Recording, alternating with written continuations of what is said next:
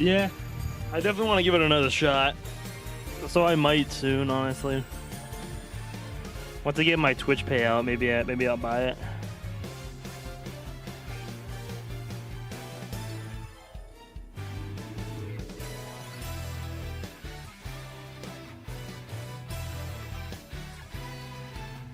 Like, the gameplay was pretty fun. It's just Switch made it pretty bad. I did see 330 gigs. It's 330 now. I saw 300. 330. Woo. Man, what? Day one patch is 20. Man, what? Luckily, I don't gotta pay for it. It's not on Game Pass, so that's where I'm getting it from. But man, what? That is insanity. And I mean, BO6 actually looks pretty good, so I'm kind of excited for it. I think that's the first time I've actually been excited for a Black Ops or a Call of Duty in a while. No longer fits on a 250 gig. Yeah, it's usually what the Xbox and PlayStation come with, huh? That's insane. So you literally have to get extra storage to play the game.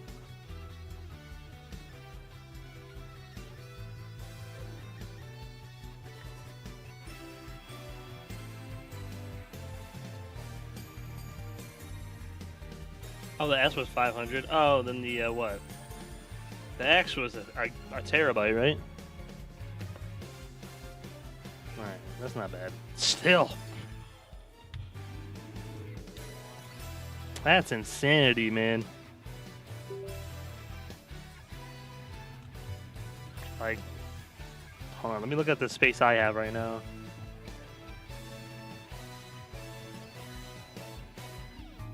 I mean, like, even my space.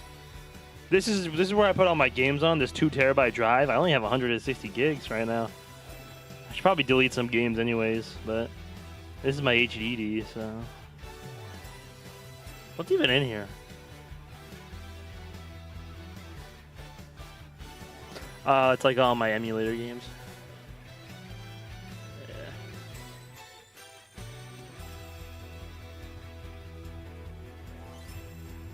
Yeah, a lot of these games could probably get removed. Like, I don't play Breakers. I might get rid of some of these finished story games, but...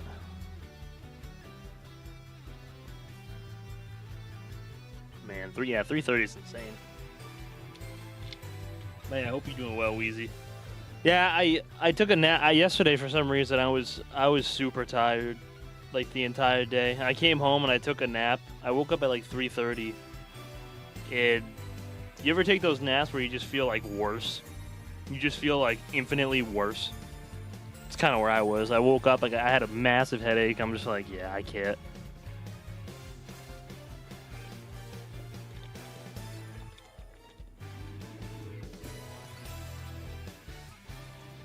I wanted to play more AA, but I couldn't. No way I was making it through the game.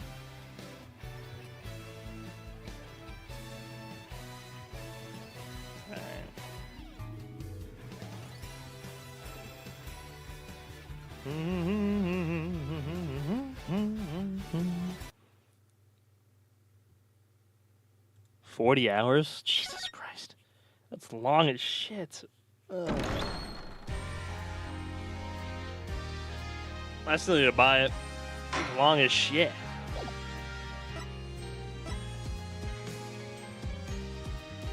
Alright.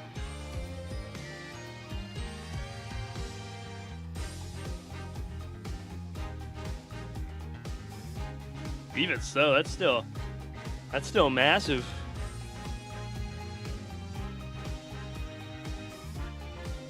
All right.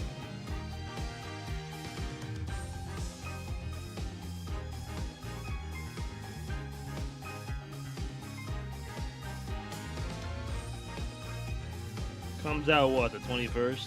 So that's next Friday.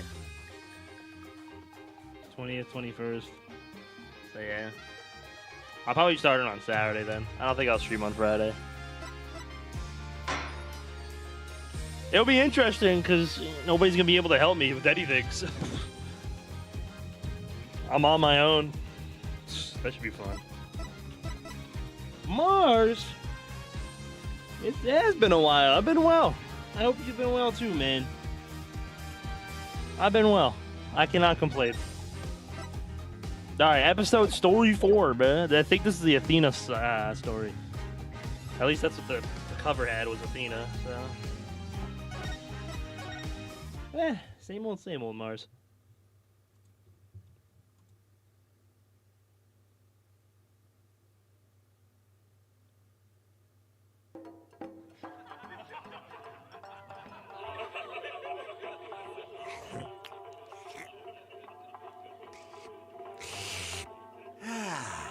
Three, 4, 5, 6, 7, 8. What time is it? It's 9, 10, 11. Damn. Not the old geezer, bruh. Damn! Not his bull and Shisho's dead. No, do you think he did it? Oh no. If he did, then what do we do? Hey, pull yourself together. Don't worry, I have an idea. I just started the season 4 of The Boys, so that's what I'm doing while I watch the stream. Nice! W The Boys. I've never watched it myself, but I've heard very good things about it. Oh good, the old perv is dead. We don't even know that guy. Who you talking about, old perv gorilla? Weepy, you bum. Gorilla. What the heck? Who brings the defendant to his own trial late? Plus, the request was so last minute, I didn't even have a chance to talk with my client. He's late. He's late for a very important date. My name is Athena Sykes, armed with an analytical psychology and a full arsenal of legal know-how. I'm a fully competent defender of the Write Anything agency. Though I wish my client would show up already. The trial's about to start.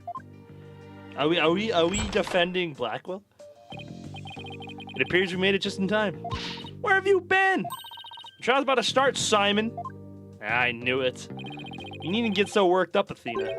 His baldness can wait. There's no way he'd wait for me. And besides, why would I want to start off on the wrong foot with him right out of the gate? Dealing with such matters is part of being a lawyer, if I'm not mistaken. Yeah, well, covering for your lateness is not. Still, but a rank amateur, I see. It's incredibly good. I have watched it after finishing season 1 of Invincible. Yeah, Invincible and The Boys are like the big ones I've been hearing about. I don't really watch shows all too much, so I haven't really watched anything. The only thing I've really been watching is My Hero.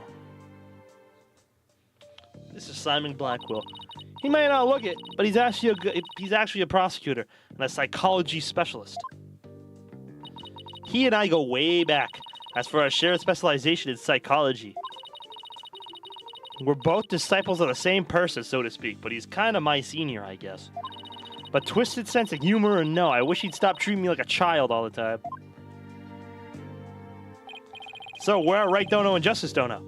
Mr. Wright is abroad, and Apollo is helping Trucy with her magic show. Didn't I tell you? They're what? So neither one of them are here, leaving you to take this on alone? Yep. Ye gods. Call Wright Don't Know back. It's not too late. Oh no, not too late at all. You would only need to know how to teleport. Very well.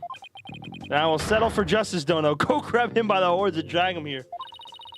Apollo is literally in the middle of a show, Simon. You may not want to admit it, but I've got what it takes to take on this case. Just leave this to me and go watch from the gallery. As your defense derails in spectacular fashion? No, as I win the heck out of this trial. I'll be okay, promise. So wipe that look off your face already, will you? Anyway, I take it the guy behind you is... Yes, he's asleep again. Oi, Bucky, wake up! Oh. What'd you do that for, Simon? Oh my god, he's drunk. Who's this yellow chickadee? She is your lawyer, such as it were. I'd say she's more green than yellow, however. Oh, so Simon isn't the defendant? So what's he doing here? He's not the prosecutor either. It's incredibly good. Oh wait, I already read that. The disk space includes other games. Easy. Can't stand motherfuckers like that. Oh, let's get Fatty the guilty verdict. I'm down. Bendy! Hold on, Bendy. I got you. It's coming. It's coming. Silence. I has to load the first time. Lawyer, she sure doesn't look like it, does she? Is she like your fellow apprentice or something? Something like that. I've known her longer than I've known you. You could say we're bound to one another. Oh, okay. Well then, guess I better call her Miss Chickadee then. Damn. Simon, this guy's not only rude, but he's 3 sheets to the wind on his own trial.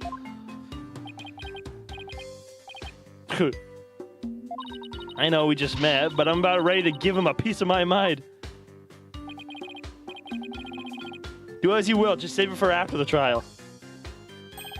Miss Chickadee, don't call me that. How'd you do? Simon here's an old friend of mine. I'm the 4th generation head chef of Wet Soba. Wet Noodles number 4, Bucky Wet. Nice to meet you. It's nice to meet you too, Mr. Wet. So he can't pull himself together when he wants to. If only the trial wasn't starting in a few minutes. Having been accused of a murder that only occurred yesterday, I'm afraid it's taking a toll on the poor boy. And you happen to be there at the theater where it all happened too, right? They said they found a Rakugo storyteller murdered in his dressing room. Yeah, let's just kill him. Let's get him the guilty verdict, bro. I'm done. The victim master storyteller, Taifu Tonaido, was a longtime patron of Wet Soba. Master Tonaido had been looking after Bucky ever since Wet Noodle number 3 passed away. I see. So the victim was kind of like a father to the defendant, huh?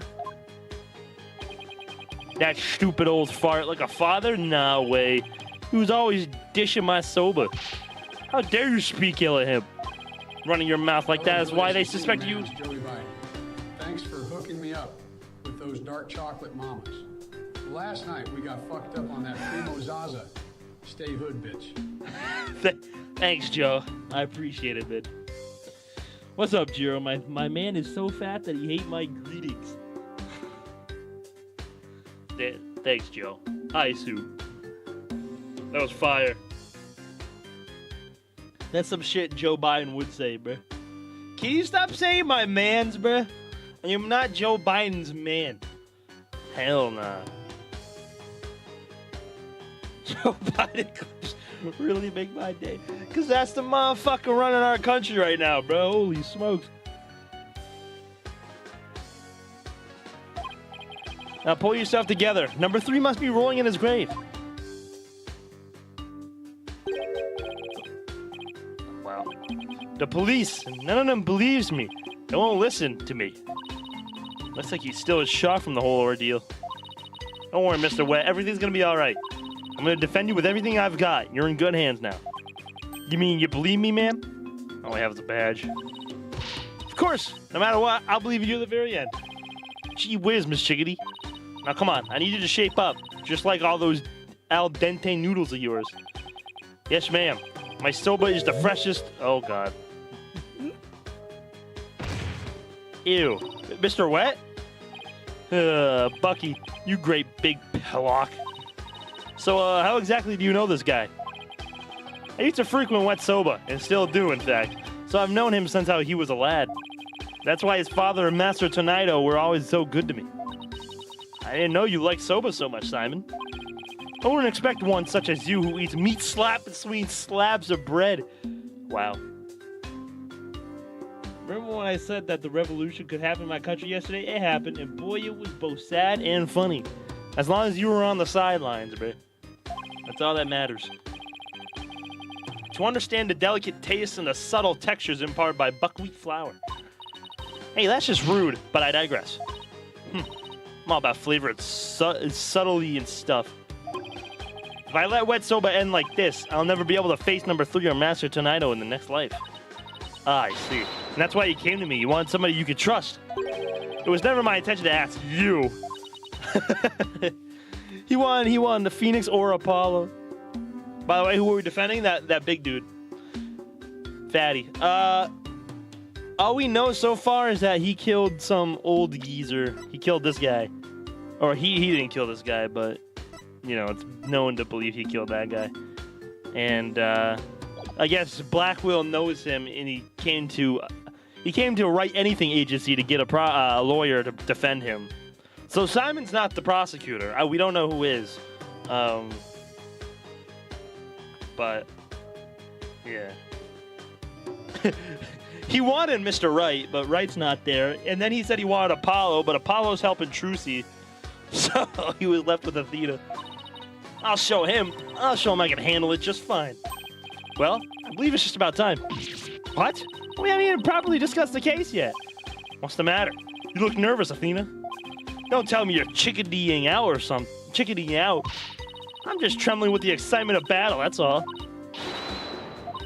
Come on, Mr. Wet. Get up off the floor. We got a case to win. I don't think it's... No way they make said Mahi. Wet soba, wet soba, wet soba, wet soba, wet soba. Yellow. 2 bowls of noodles? Sorry, sir. No can do. Kind of busy at the courthouse. Huh? They hung up? Okay, let's do this. He's not going to do himself or his case any favors like this, Simon. Maybe we should let him go get some rest somewhere? I mean, rest? Maybe if I were a lump of regular flour dough for udon noodles. But I'm fresh like my soba. You don't let soba dough rest. It's all about the 3 freshes. Grind the buckwheat seeds, cut the dough fresh, and boil the noodles Damn. And there he goes, bro.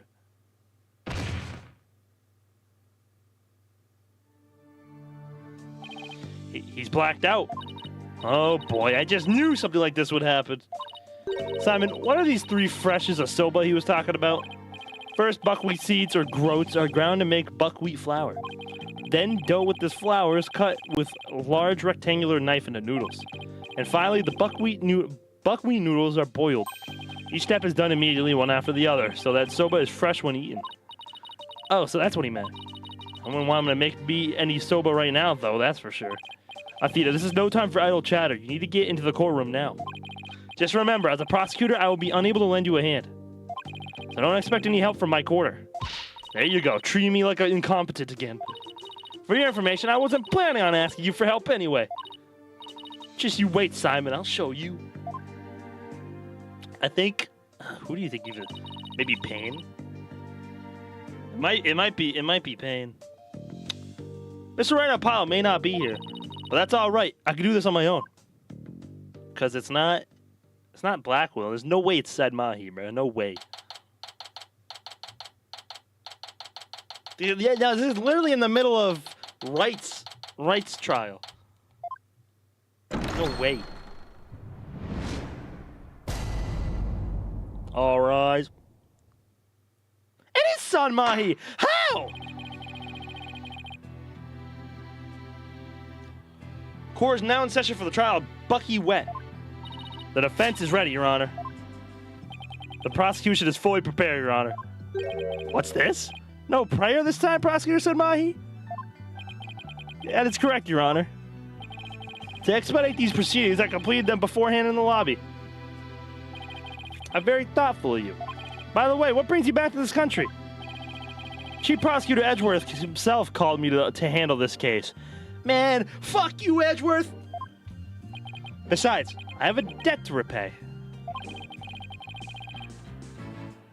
And though my opponent is yet a callow thing... My fault, bro. I have no qualms with sending her down to hell. Objection! If you have a score to settle, it's with Apollo, not me. But more importantly, I am not a callow thing. I'm a qualified and capable attorney. Now, what is that yellow attire if not proof of your immaturity, you small spring chicken? You small spring chick? Now cease your shrill chirping. Now, Prosecutor Said Mahi. She is still only a teenager. Please go easy on her. Great! Now even the judge is giving me the kid treatment. Very well. Shall we begin, Your Honor? Yes, I suppose we should. I feel like this is going to be a very short case, so. Now then, Prosecutor said, Mahi, please give your opening statement. I'll show them what I can do. They'll be sorry they underestimated me. Certainly. Let the last rites of the victim commence. Hold on. I gotta check something. Hold on.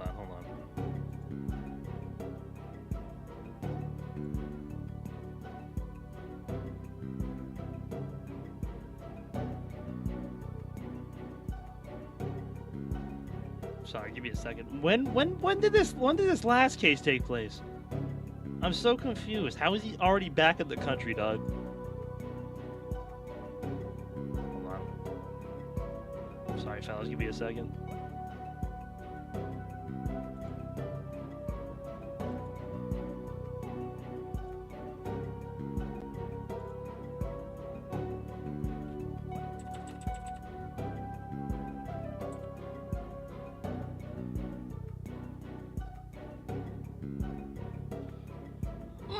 My guy! The last case just happened! May 12th! This last case was on May 12th! How the hell did he get from Korean all the way to the U.S. in a day? The incident is believed to have occurred at around 4 p.m. yesterday, May 12th, at a storyteller's theater called Kuru Kuru Tai. The victim was a great master of the Tonaido school of Rakugo, or comedic storytelling. His name was Taifu Tonaido. The scene of the murder was the theater's dressing room. He learned teleportation with the Holy Mother. Like, what the fuck, bruh? So he's about to lose to Apollo, Right, and Athena. That's crazy. It is accessible via the staff entrance hallway and has an inner and outer sliding door. Okay. The estimated time of death is between 2 p.m. and 5 p.m. The cause of death is suffocation, though the victim suffocated is yet to be determined. How the victim was suffocated is yet to be determined. The autopsy found nothing unusual in his lungs or stomach, and there was no murder weapon. Okay, he won once, technically. He technically won once. I will now submit the incident report to the court.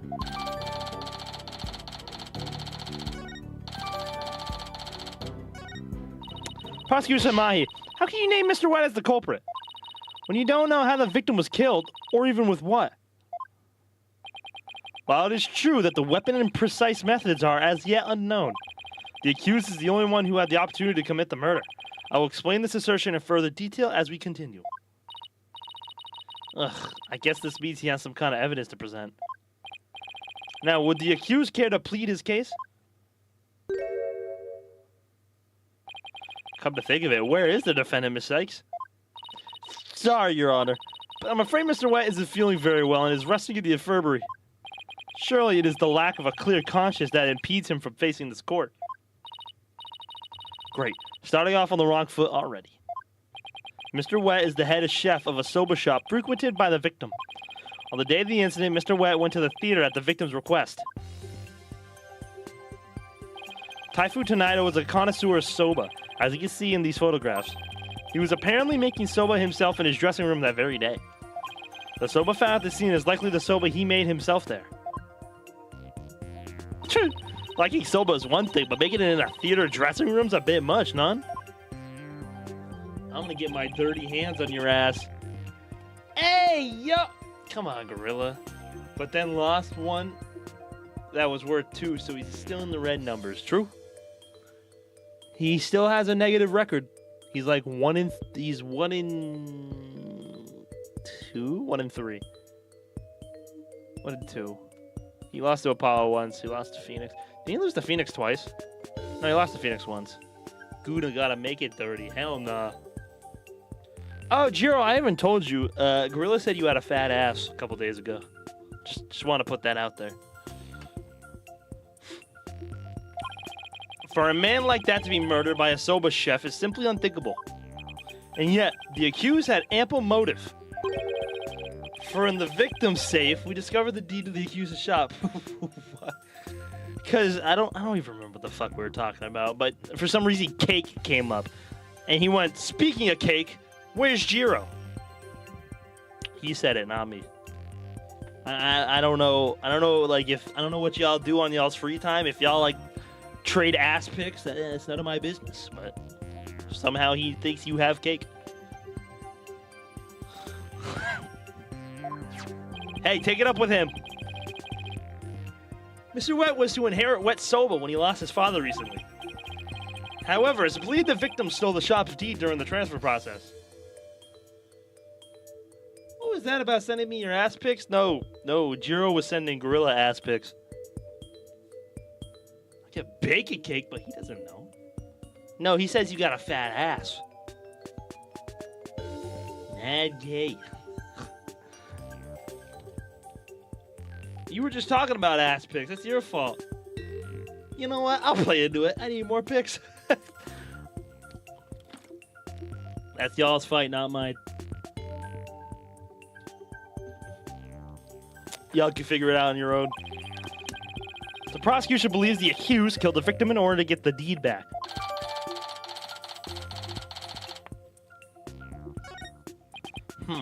A murder over the deed to a shop. That does sound like a plausible motive. So that's what this case is about. I wish Simon had filled me in a little better. Could have contributed more than just 1,000 buckets of cold sweat if he had. Defense? From your demeanor, I gather you know very little about the details of this case. Well, you see. Damn. You are dishonoring the soul of the victim by appearing in the courtroom unprepared. You are an embarrassment to your profession, you putrid egg yolk. I'm sorry. Paul's a red pepper and now I'm an egg yolk? You only just started and I've already been demoted from spring chick. Send him the dong pick full mast. Man, what? I'm ready to call my witness, Your Honor. Get this stupid butterfly out of here, dog. I want to smush that butterfly.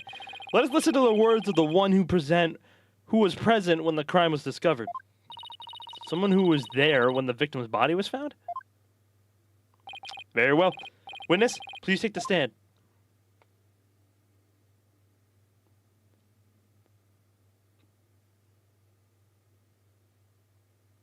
Simon! Witness, please state your name and occupation. Simon Blackwell. Prosecutor. Prosecutor Blackwell? You didn't tell me you were going to take the stand. There simply wasn't time.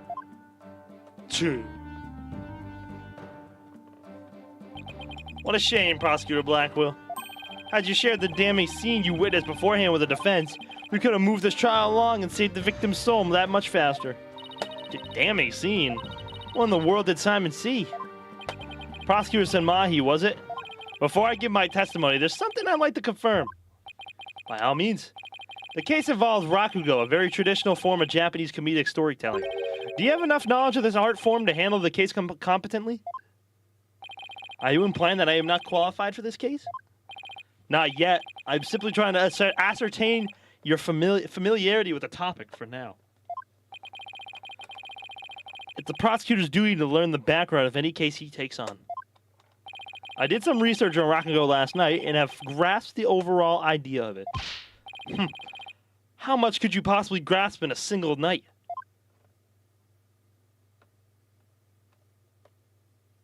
Even Blackwell don't like him. Rakugo is a form of entertaining storytelling that originated in the land of Japan. Oh, Jesus. And the rakugo artist tells long, whimsical stories, giving each character a distinct voice. This traditional art was originally invented by monks to make sermons more interesting.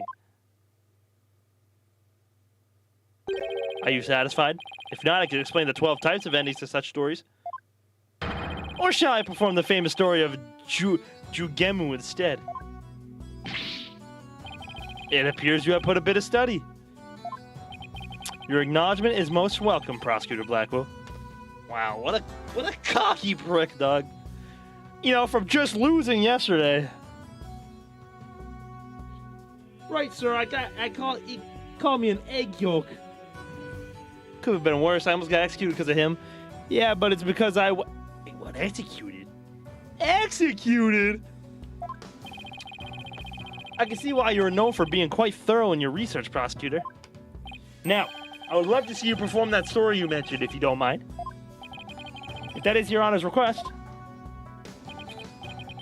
Hold it! Boom, boom. Your Honor! Could we please get back to the trial? Oh, right. Of course. I nearly forgot. Seriously? Of all the things for you to forget. Now then, back to the case. Prosecutor Blackwell, please tell this court what you witnessed. Bro read up while held the private jet. Fucking bastard. What Simon saw. I went to the theater yesterday, arrived at approximately 4 p.m. I went straight to the Master Tonito's dressing room to say hello. Bucky went into the dressing room thereafter, only to come storming out a while later. Master Tonito's junior disciple, Uendo, apparently then entered the room soon after. That's when Uendo discovered Master Tonito's body. Okay, so it was Uendo. Now wait just a minute here, Prosecutor Blackwell. With the testimony like that, you're practically accusing Mr. White of the crime. All I can do is state what I saw. I can't help how it appears. But a qualified and capable attorney such as you should be able to dispatch with it, right? Well, yeah, duh. All right, I guess I better start by getting all the info out of him that I can.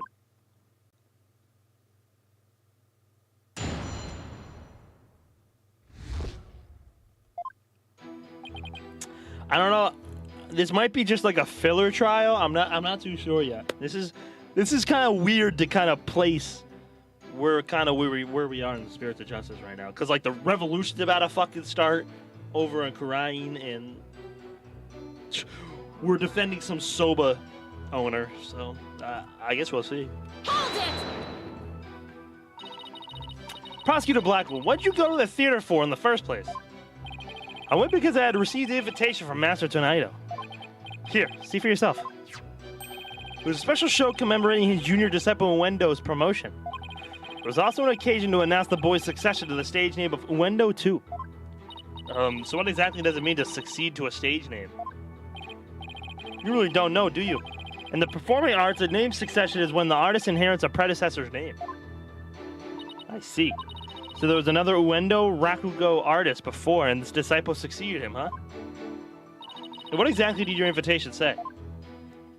It contained a simple letter of salutations and an outline of the show's program. Oh, it appears Taifu Tonito's was going to perform Toki Soba, or Time Soba. He's famous for his masterful pantomime of eating soba, using only his fan as a prop. Uendo was to perform Sobi Sei, or Soba Glutton, a soba-themed show, I see. It seems you know a thing or two about Rakugo yourself, your baldness. The first to perform was the senior disciple Geru, followed by Uendo. And lastly, Master Tonito. I see. So that's why you happened to be at the Storytellers Theater yesterday. So what happened after you arrived?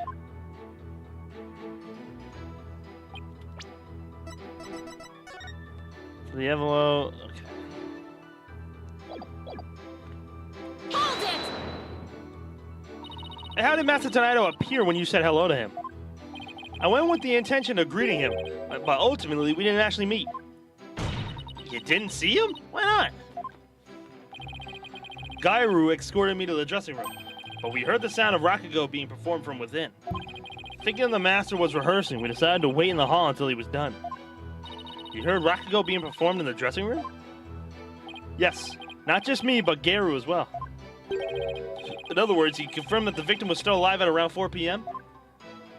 Correct. I couldn't hear him clearly through the doors, but I'm sure it was Master Tonito. I could tell because it was the Time Soba routine being performed in there. So that means the victim was killed sometime after that.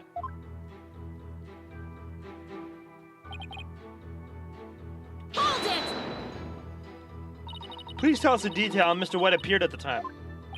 Geru and I were waiting in the hallway for Mr. Tonito to finish practicing, when Bucky appeared and entered the dressing room with his things. What happened after that? Well, hear what sounded like Bucky shouting inside the room. About 10 minutes later, Bucky came back out of the dressing room looking rather irate. This is most likely when the murder was committed. The victim was an elderly man. It would have been entirely possible to kill him within the span of 10 minutes. I had better come up with some kind of counter-argument and fast. Hold it! What do you mean by apparently? Didn't you see him go in? No, I couldn't. I was able to see the dressing room door from where I was standing at the time.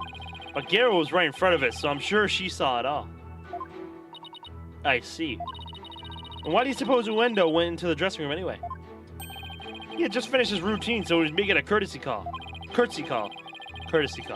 A disciple is to pay their master respect right before and after each performance. And all disciples are expected to do this? Yes. It's common courtesy among Rakugo artists. I see. Can you tell us what happened after Uendo went to the dressing room? Certainly. Hold it! Now, how did Uendo act at the time? After Uendo had been at the dressing room for 2 or 3 minutes, we heard a scream from inside the room and Uendo came flying out. Did you hear any signs of a struggle at the time? No, just Uendo's woeful scream. I see.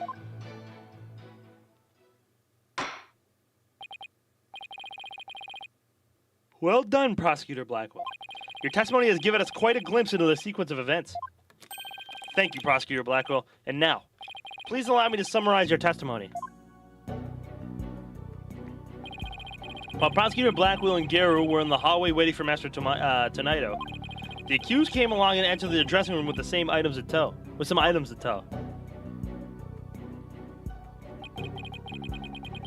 He was heard shouting for a time inside the dressing room. About 10 minutes later, he came back out of the room seeming rather angry.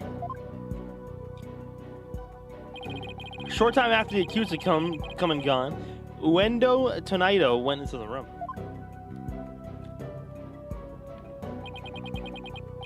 A few minutes later, after having discovered the victim's body, Uendo gave a scream and came running out into the hallway from within.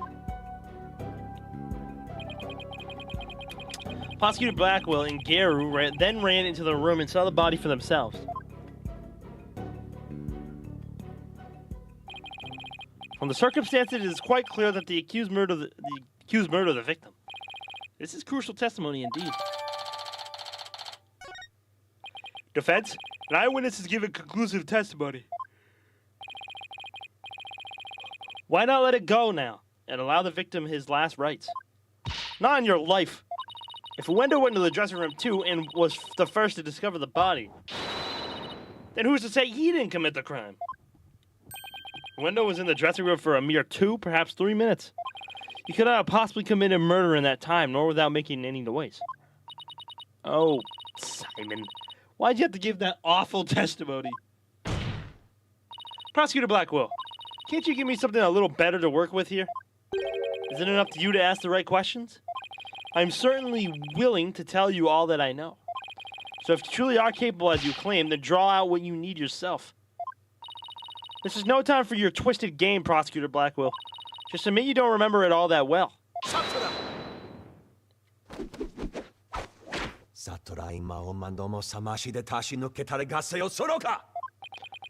Prosecutor Blackwell, watching you collude with the defense like this, I see that you are no prosecutor. Be gone, witness. You shall haunt this sacred hall no more. How dare you treat me like some evil spirit to be exorcised? I'll remember this, you blackguard. Damn. Bro, kick them out. Don't worry, Prosecutor Blackwell. I've got this. Would I have my way, he would not be the only here. Wait. Would I have my way, he would not be the only one here to step down. You, half-boiled putrid egg yolk. Ew. I object to the notion that I'm a gooey, smelly mess. Silence. Silence! Prosecutor Blackwell's testimony was like lowly opening act of a Rakugo show. He may hold the title of prosecutor, but this time he stood on the side of the defense. To restore balance to this trial, I would like to present an actual witness for the prosecution. And who is this witness? The person who was with Prosecutor Blackwell when the body was discovered. She's another entertainer of the Tonaido School, Miss Geru Tonaido.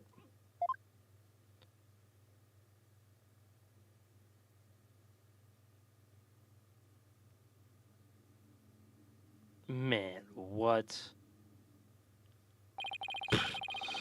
Oh, come on, Doug. Please state your name and occupation, witness. Oh, Jesus the Lord. Hello, everyone. I'm here to represent the Tonaido School with a twisty twist. And balloon, there you have it. A stunning balloon hat. It's me, the balloon artist you all know and love, Geru Tonaido. Just call me Geru, sweetie. 1, 2. Wow. What a way to capture your audience's attention. I dare say I can't take my eyes off of those balloons. Hey! No horny hours, Judge. Please tell me you're talking about the hat, Your Honor. Oh, Mr. Judge, I'm so glad you liked my performance. Would you consider joining my fan club? Oh, absolutely. And please save your fanboying for after the trial, Your Honor. Anyway, Geru, I can't help but notice you seem awfully cheerful for having just lost your master. Of course I'm sad, but Shiso would scold me if I didn't put on a big smile. Never show sadness. Smile, smile, smile with a twisty twist. I already don't like her, Doug. I'm ready for the breakdown of her. There you have it, one gorgeous cake.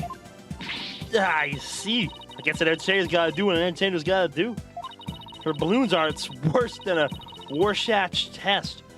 All I saw was a severed monster head. That was good, Soju. An interesting part for me to come in on. Yeah. I don't know if I like this lady. So I know one or two things about this clown because of memes. I've definitely seen her in like a meme or two for sure. I just don't remember what, but yeah. Gary, you're obviously a balloon artist. So how did you come to be a member of Rakugo School? Well, my father, my late father that is, was a Rakugo artist, you see. So I joined the Tonaido School to be just like my daddy someday. Oh my god, not somebody else saying daddy, come on. Those balloons are really balloons. 1 L, 2 O's.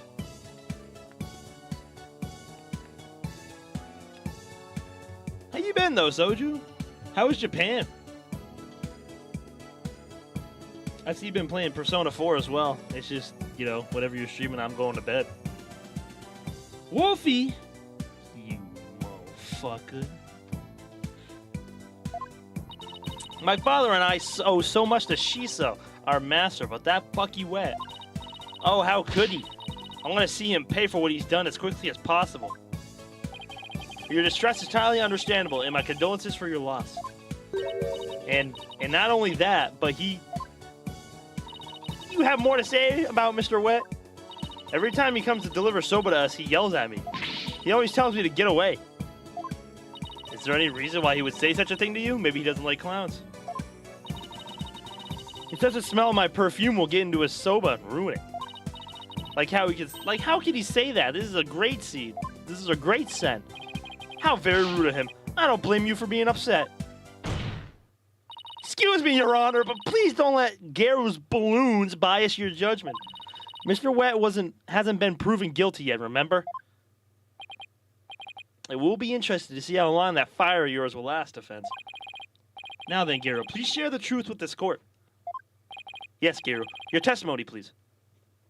Japan was fun. Got to see some Yakuza locations. Yeah, I saw you got to see the sign. The Kamurocho sign. I'm jealous. I'm glad it was fun, though.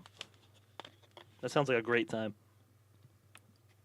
Yeah, I've been here blowing through these games. I finished, what?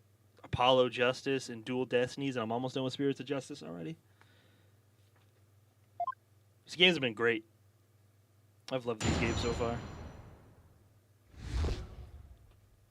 Before the murder was discovered. From 4 p.m. to a little after 4:20 p.m. when Shisto's body was found. Simon and I were standing in the hallway in front of the dressing room. Before Uendo discovered the body, the only person who had gone in there was Bucky. Come to think of it, a little while before Bucky showed up, Jugemu was barking like mad. Prosecutor Blackwell, do you have any objections to this witness's testimony? No. Make up your bloody mind, sad monk, said Mahi. First, you exorcise me, now this. You can only do as you are instructed by this humble servant of the Holy Mother. As there are no objections, Your Honor, let us move on to the salvation of the victim's soul. Hold it!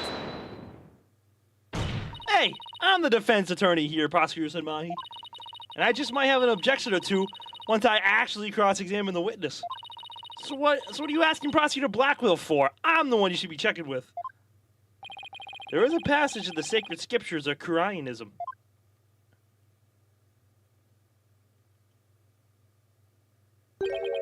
To stir the wind is beyond the power of a spring chick. In other words, the inexperienced are useless. With that in mind, it seems more judicious to consult Prosecutor Blackwell. Blackwell. He doesn't even see you as an adversary, Sykes Dono. Well, I won't let either of you insult me. I'll show you I'm no inexperienced spring chick. Your Honor, I'm ready to cross-examine the witness. I hope you can make Prosecutor Sen Mahi see you as a worthy adversary, Miss Sykes. I'll allow your cross-examination, so you better strike while the iron is hot. Thanks, Judge. I appreciate it.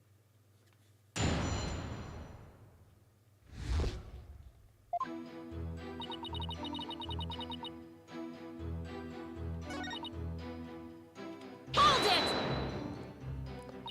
The fact that the two of you were there on the front of the dressing room means you were able to see everyone who went in and out, right?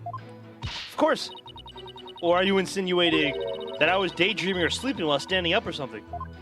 No, of course not. I saw everything, I tell you. Fine.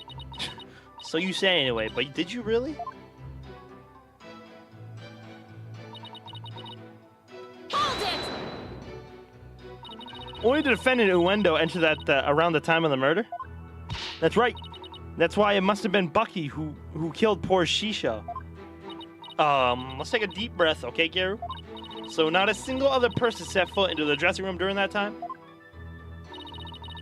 I already told you over and over, didn't I? There was nobody else. I must apologize on the lawyer's behalf. Even her memory is that of a spring chick's. Please overlook her transgressions as best as you can. Oh, I see. Poor thing. Hang in there, sweetie. Hey, what you calling a bird brain, buddy?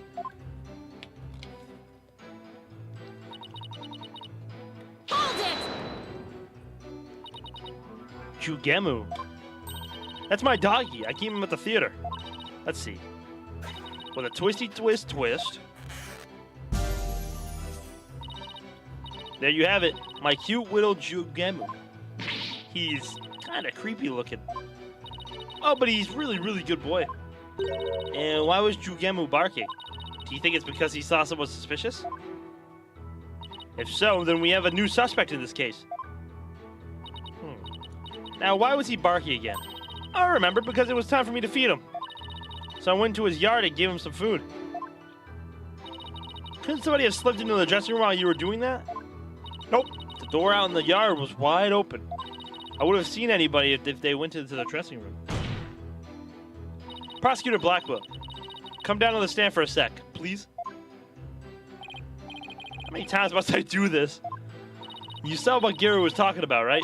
So why didn't you mention it before? I can't be expected to remember every minute detail. Well, remember them now, please. Did Garu go out into the yard? Oh, she actually looks normal there. Yes, I remember now that she went to feed Jugemu. I saw her looking towards the dressing room quite frequently as well. Do you recall anything else? It looked as though she were feeding the dog a great quantity of dumplings or something. Jugemu couldn't finish them all, so he buried the rest at a corner of the yard. That's about all I can remember.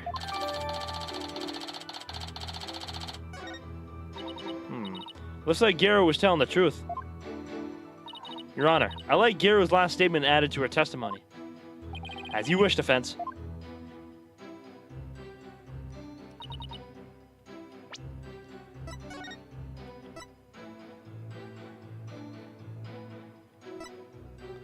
Before Bucky came to the theater, Gary was outside feeding her dog a number of dumplings. The dog buried his leftovers in the yard. Before Bucky came to the theater. Okay. Hold it! You know what this means, right, Gary? You weren't in the hallway the entire time after all, were you?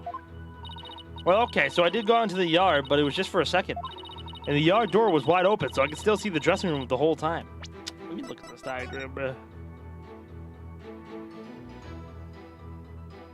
No, you couldn't. No, you couldn't, liar.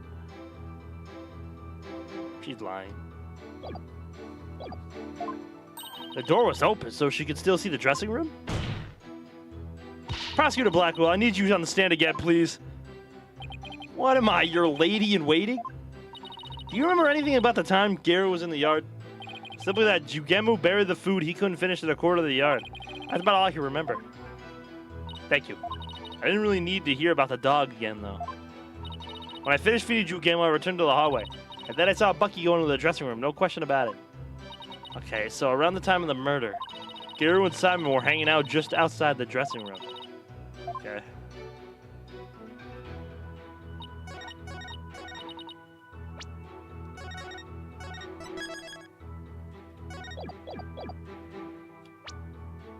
Objection! So you're able to keep an eye on the dressing room while you were out in the yard? Is that correct? That's right. The door out in the yard was wide open. Sorry, but that makes zero sense. Take a look at this diagram of the backstage area. There is a clear contradiction between this diagram and the witness's testimony. Oh? I'm afraid I don't understand, Miss Sykes. Please point out what contradicts the witness's testimony. The fucking door. Take that! Gary was in the yard near the doghouse. Prosecutor Blackwell even saw her there. And while she was out there, the door to the yard has been left open. Ah, I see. Yes, if the door to the yard was wide open, as Gary said, it would have blocked her view, making it impossible for her to see the dressing room, but they're going to say there was a window on it. What? No way. But even if there were immediately a few moments Gary was not keeping watch, how much would that really affect this case? It would greatly affect the case. From the spot Prosecutor Blackwell stood, he couldn't see the dressing room door either. Anyone could have entered the dressing room during that time without being seen. Damn. Boom, boom. Garo, why did you try to hide the fact that you weren't watching the dressing room? What? Objection. Hide the fact? You speak as though you think she had something to do with the murder. Rather than deliberate deception, it was more likely a simple oversight. Right, witness? Well, I was so shocked by what happened, I was just confused, that's all. Even though she's trying to keep a brave front as an entertainer, the truth is that she is being torn apart by grief. For her mind to be in turmoil is hardly unexpected. Yes, it must be very difficult indeed. To a disciple, one's master is akin to a real parent. Surely her shock is immense. Yeah, she looks real shocked.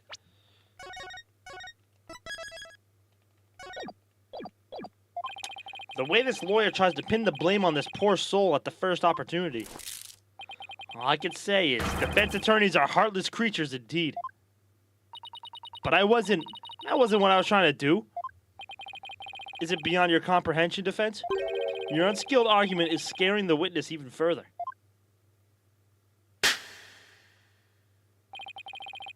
And if we asked the people of this courtroom, I'm sure they would agree. What? The Garrett doesn't get a say in this. Are you afraid to find out what they think find out that they think ill of you, or that perhaps you are in the wrong? Listen to them now with that keen sense of hearing you are so proud of.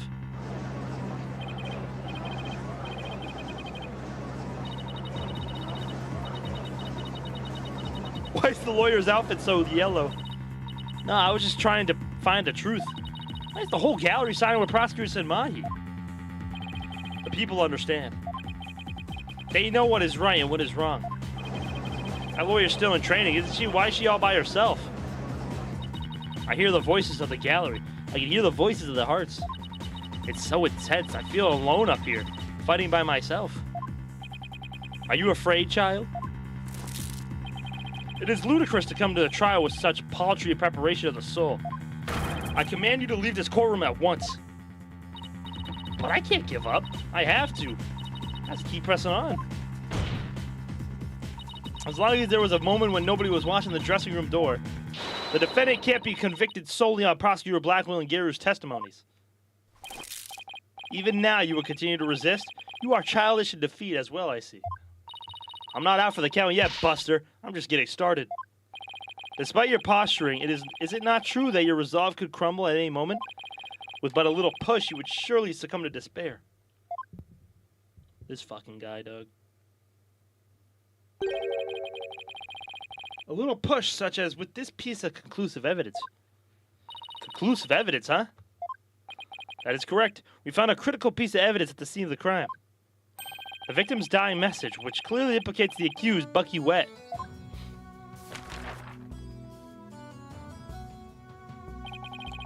Look at these Japanese playing cards known as Karuta, lined up on the table. These special English version Karuta cards spell out a message. That message, wet number 4. Wet number 4? You mean wet noodle number 4? Yes, wet noodle number 4 is the 4th head chef of Wet Soba is also known. This message points to none other than the accused, Bucky Wet. That makes perfect sense, doesn't it? Wow, great job, Mr. Prosecutor. Oh no, this is really, really bad. This is, what do I do? What do I do? Would you still carry on your futile fight in the face of this irrefutable evidence? You can say whatever you want, but... Damn. It is cruel to give the accused false hope. You only compound his suffering. Wise people of this courtroom, do you not agree?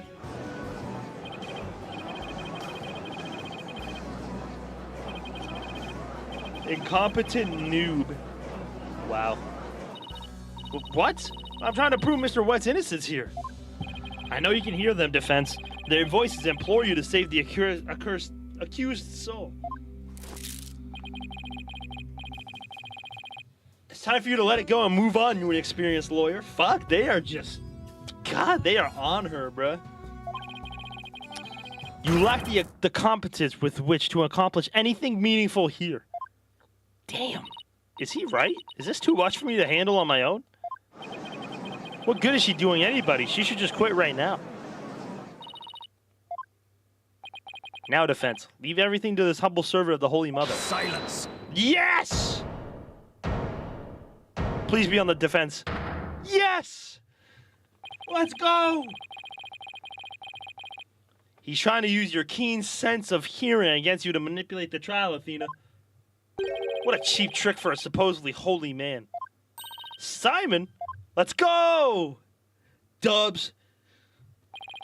And you fop doodles in the gallery? Can't a man watch a trial in peace? This inexperienced amateur is about to turn the trial around. Does that prosecutor really think she can turn things around? I like it. The mood in this courtroom is starting to change. Prosecutor Blackwell, what are you doing at the defense's bench? I grew bored of watching from the gallery. Besides, if I were to leave this trial to this spring chick and lose my favorite soba shop in the process, I would be quite cross. You voluntarily stand on the side of impurity and sin? Truly, what a fool you are. My man! To think you were so easily manipulated by his parlor tricks. Whatever happened to qualified and capable, Athena? Yeah, I just let my guard down a little bit, but it won't happen again. Then gird up your loins and steel yourself for battle. I'm not girding up anything in this skirt, but I am ready to get serious. It seems there is now yet another soul I must cast down into hell. I was in prison for a long time, and hell sounds no worse than cell, to be honest. Ah, but the fires of hell will not be the end of your suffering. For the sin you have just committed, you shall surely be reborn as a panda in your next life. A white and black reverse panda, that is. That sounds awesome. And you shall be put in a zoo to be exposed to public ridicule. That sounds awesome. actually helps us. Well, it's the first time a prosecutor. Well, no. Remember, in the I think it was what Trials and Tribulations, right? With the Godo case. Remember, Edgeworth was a defense attorney for a little bit because Phoenix fell from that bridge. So this isn't the first time a prosecutor helped us. But very rare. Very rare. A threat like that won't work on Prosecutor Blackwell. After all, he's already used to looking like a panda in this life. Who you calling a panda? Sorry. I see that you are both prepared to face the fires of damnation. Garou, thank you for your service. You may step down now. Okie dokie. Bye-bye, balloon. Yeah, please. Does everything have to be about balloons with her? Now then. I have a witness prepared to testify about the Karuta cards. Who is this witness? Who is the witness this time? The first to discover the body is someone who witnessed the crime scene firsthand. Mr. Uendo Tonito. The time has come for that ponytail pair over there to finally let it all go and move on. Ponytailed pair. Very well. Let's bring in this witness then. W. Blackwell, bruh. I always knew I liked Blackwell. Silence.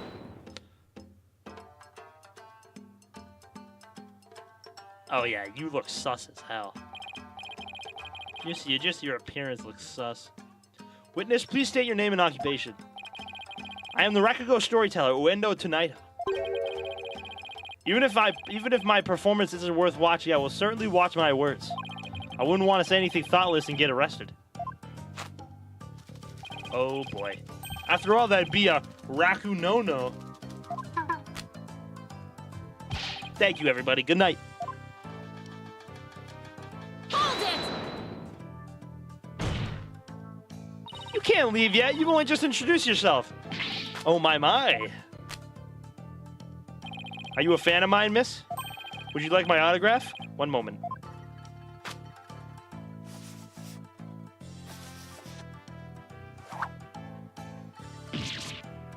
Ow! What do you think you're doing? No need to stand on ceremony. My fan deserves a fan, after all. A fan for a fan. Nice one. Oh, why if it isn't Simon? How are you on this fine day, sir? Quite a dilly of a pickle we found ourselves in, wouldn't you say? I don't believe I've ever seen you quite talk quite so much, Uendo. Never performed in a place like this, you know? I got butterflies here, can't you see? Why do I always get the weird ones? Pardon me, witness. As much as I enjoy your banter, I believe we had better return to the case at hand. I suppose you're right. In that case, I was promoted to Fudasume yesterday and received the stage name of Uendo. Uendo 2, right? The show was our way of celebrating my new name and middle rank standing. And then that happened. I never dreamed something like that happened, not in a million years. And just as I got my chance to start repaying my debt to Shisho, too. Yeah, plus, I'm worried about Garou. The way she clung to Shisho, poor thing. I told her to keep a stiff upper lip. Stiff like rigor mortis. Keep telling those lame jokes and Shisho will come scold you from the grave. I wouldn't mind getting yelled at, you know, if it meant seeing him again.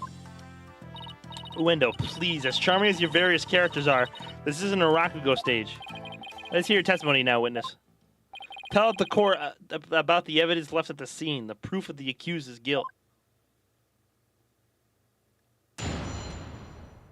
Phoenix interrogating a dead person. It doesn't get better than that, Avina.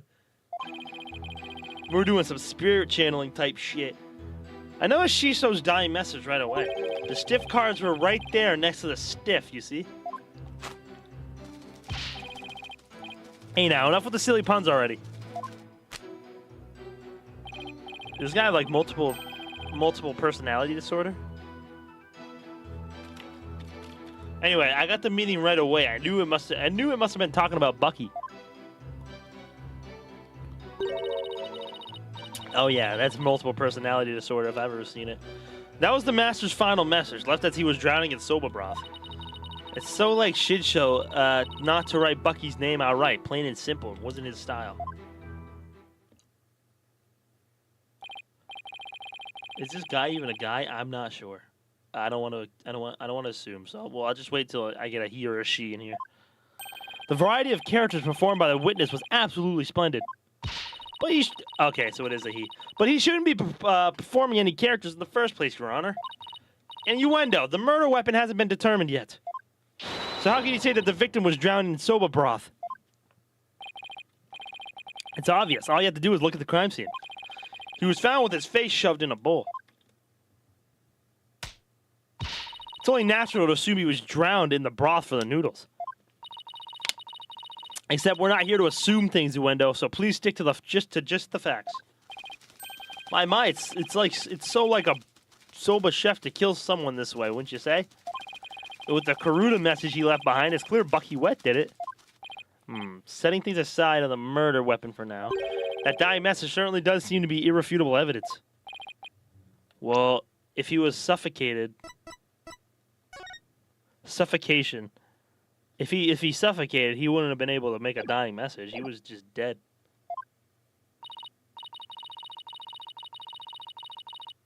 Rigor mortis. I think, isn't that when the body starts to stiffen up after death?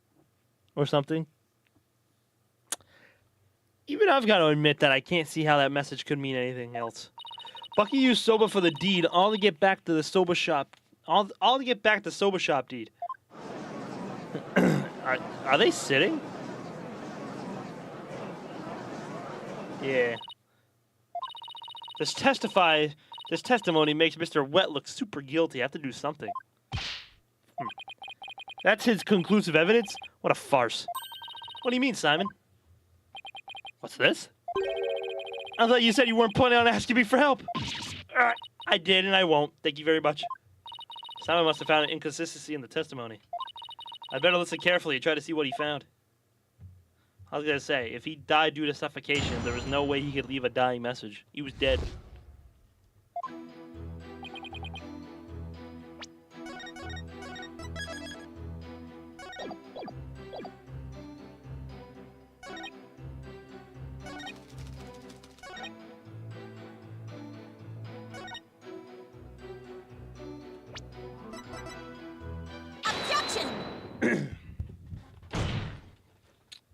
There's a contradiction to Uendo's testimony.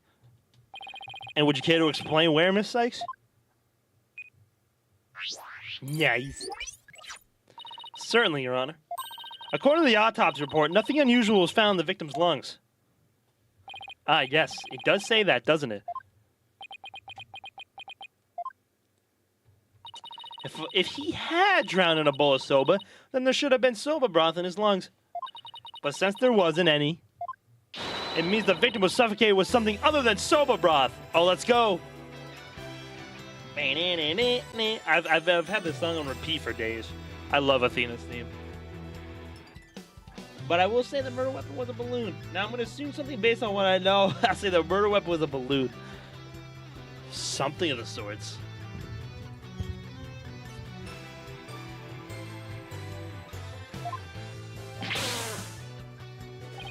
What? This is the contradiction you notice, isn't it, Simon? Not bad. Not bad at all. I guess I showed you. But if drowning in the soba broth wasn't the cause of death, then what was the victim's face thrust into?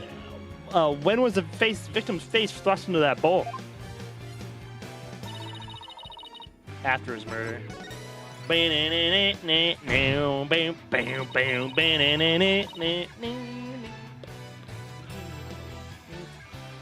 Because no soba broth was discovered in the victim's lungs, his head must have been placed into the bowl after he was killed. And that's when the soba broth must have been spilled out onto the Karuta cards. In other words, the victim could not have lined the cards up as he was drowning. I see. So it was done after he was already dead. But why would the culprit do such a thing? I'm afraid I don't know yet. Objection. Aw. He ruined the song.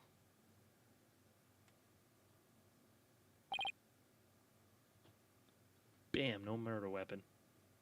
Well, they said there was nothing strange in his lungs. Or, like, in his stomach. So, like, if they found something, I mean, they would have found the balloon bits. You boast of psychology expertise, yet you cannot determine such a simple motive? My sides are liable to split at the absurdity. What? I suppose you know why? Of course. Desecrating the body in that manner indicates a strong sense of enmity on the part of the perpetrator. Yes, that does make sense. It certainly paints a clear picture of the culprit's intense feelings towards the victim. Feelings of resentment over the theft of the soba shop's deed, no doubt. Just great. Now the judge has an even more unfavorable impression of Bucky. Silence. Must you come undone at every juncture? If the culprit had time enough to set up Master Tonito's body, do you think they would have honestly failed to notice the dying message? Good point. The cards were right in front of his body, after all. Rationally speaking, there's no way the culprit could have missed that, huh? Objection. Ah, but was the accused rational at the time, given the way he stormed out of that room? Silence. Let's go! Hit him with the silence! Never mind that. I have something more important to ask you, Wendo. Me? You saw the Karuta cards firsthand, did you not? Would you care to tell us about them in a bit more detail? Those tiny crime scene photos show us precious little of what I wish to know. Well, those cards are from Shisho's special Soba Scenes of Tokyo Pass set. Each card is related in some way to Soba. Spare me the history lesson. Just tell me how the cards looked at the scene and no more. Well, there was Soba broth spilled all over them. It's not much help, I'm afraid. Prosecutor Senmahi, do you have a photo that shows the cards more clearly? I do. Please accept this meager offering, Your Honor.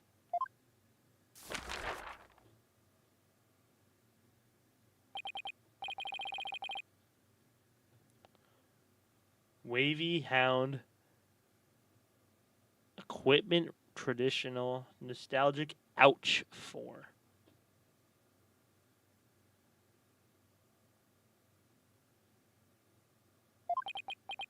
Well, well. Tearing prosecutor Sad Monk's conclusive evidence apart should be a breeze with this. Huh? Don't tell me you haven't noticed. Don't be silly. Of course I have. Not noticed anything, but I can't exactly say that now, can I?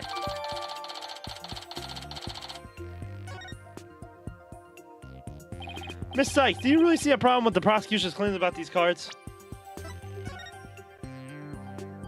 Yeah, there's water underneath. There's no water on top. So, like, bro would have already been dead.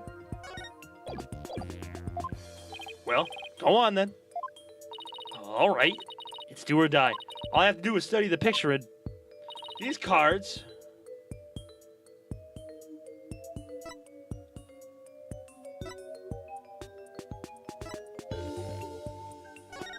That's kind of weird options. Those are weird options. I thought they were just gonna tell me. Oh fuck. Ah shit. My fault. I thought I saved. Objection! Ah shit. My fault, bro. Oh fuck.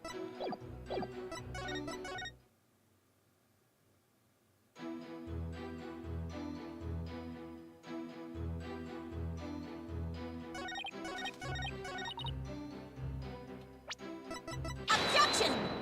I mean, probably. Nah, there was no way. Alright, hold on. My fault, my fault, my fault. Alright, let's get back.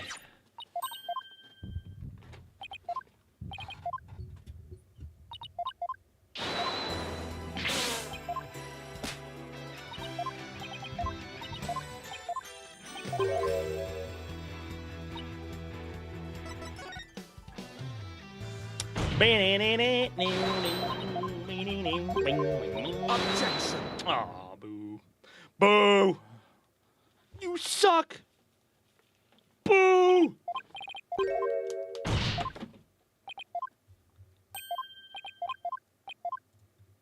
Silence.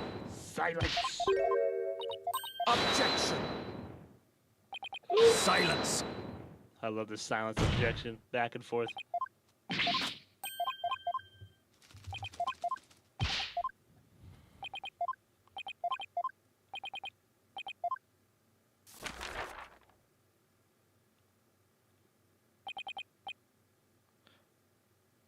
Oh, they were rearranged. No, yeah, they were so it's wet, but like it doesn't match like the wet marks of the soba broth. That's why.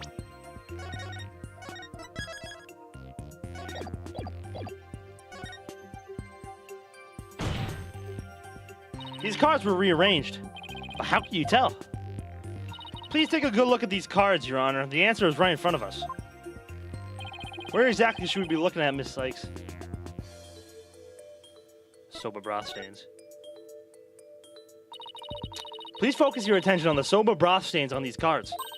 The outline of these stains don't match up with the larger stains on the table. Oh, would you look at that? You're absolutely right. And please recall that the soba broth was spilled and got on the cards after the murder, when the victim's face was placed in the bowl. Hey, Corey. Blackwell has the most badass objection. And watch him using it against that hippie so good. Remember when you said you didn't like him? I remember. I remember at first you said you didn't like him. Silence. But he grew on you. By the stains, we can see that the culprit deliberately rearranged the cards after that. In other words, this message was altered in order to pin the crime on my client. But what? Then if we put the cards back in their original positions... Because he was so edgy and now I love him. Unlike me. Unlike me too, I liked him from the start. We can restore the evidence and see who the cards were really pointing toward. That's true. Poku. Hey, then what are we waiting for? Let's do this. All I have to do is rearrange the cards so all the stains match up. Let's see. Where was this W card originally? Can I not, like... Okay, it's right here. Perfect. Okay, the H card is next.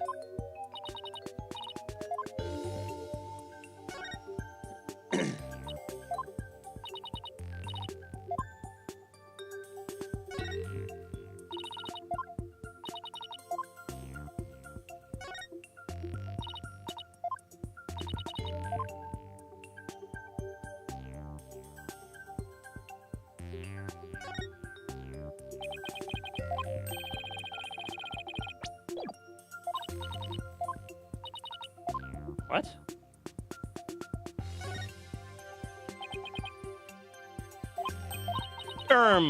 Excuse me. Oh, I didn't see this one. Okay. There's the O. That was so... my fault, bro.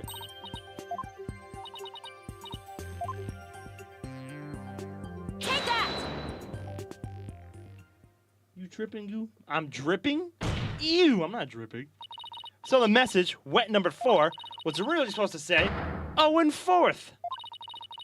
In this original message is our clue to the identify of the true culprit. What? That indignant look on the prosecutor Sadmung's face is positively priceless. This is absurd. So it was originally 0 and 4th. It wasn't wet number 4? Maybe the lawyer is smarter than we thought. Order in the court. Well, I never would have imagined that there was more of these cards than meets the eye.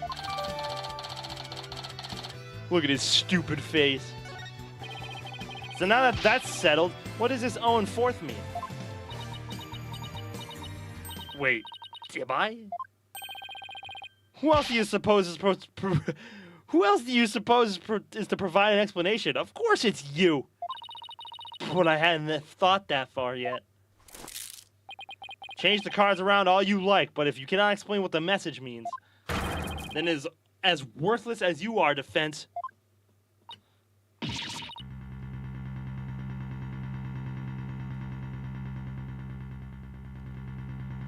And so the spring chick that fancies itself a graceful swan is brought back down to earth. I have to do something, but what?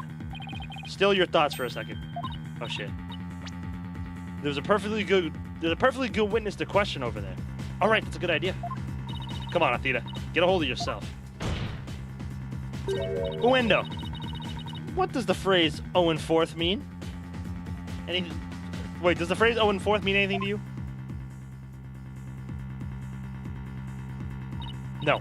There's no one named Owen in the Tonito family or our circle of friends.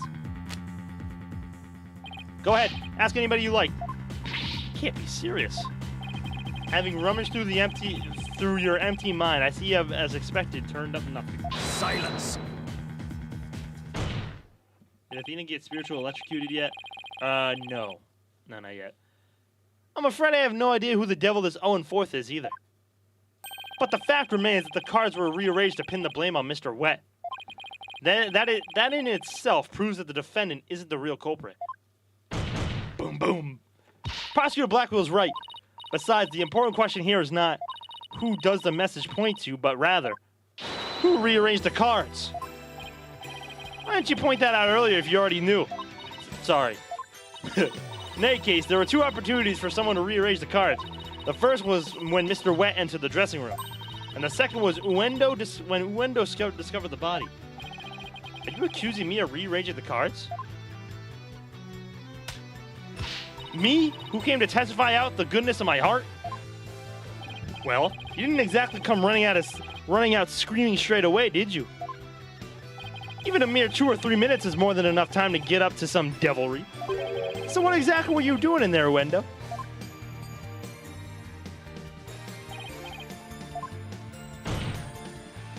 Put down the tea and spit out your answer. But Mr. Prosecutor, what's a guy supposed to do at a time like this? Silence is more precious than diamonds, witness. Therefore, you need only stay silent. The defense is devious. They are waiting for you to make a slip of the tongue. Oh, I see. So that's what they're after, is it? In that case, Your Honor, I've decided not to say another word. What a bitch! Very good. After all, your right to remain silent is protected by law. Well, Prosecutor Blackwell, any other brilliant ideas you'd like to share?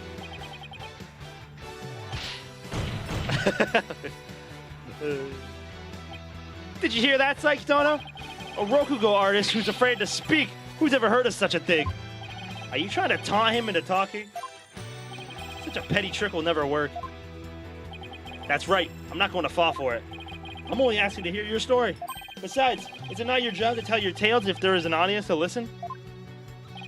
Even so, I have the right to refuse to answer. The more you keep quiet, the more we want you to talk. That's simple human nature. Isn't that right? People of the gallery. Oh, he's doing the people of the gallery thing.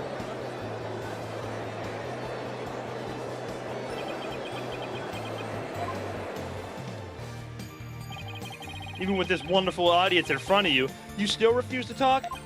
If so, then perhaps you chose the wrong line of work, my friend. Are you saying I should quit? Because I'm not afraid to speak my mind, I'll have you know. Oh no, never mind what I just said. It is scary to talk, it's absolutely terrifying. But no, as a Rakugo artist, I must talk.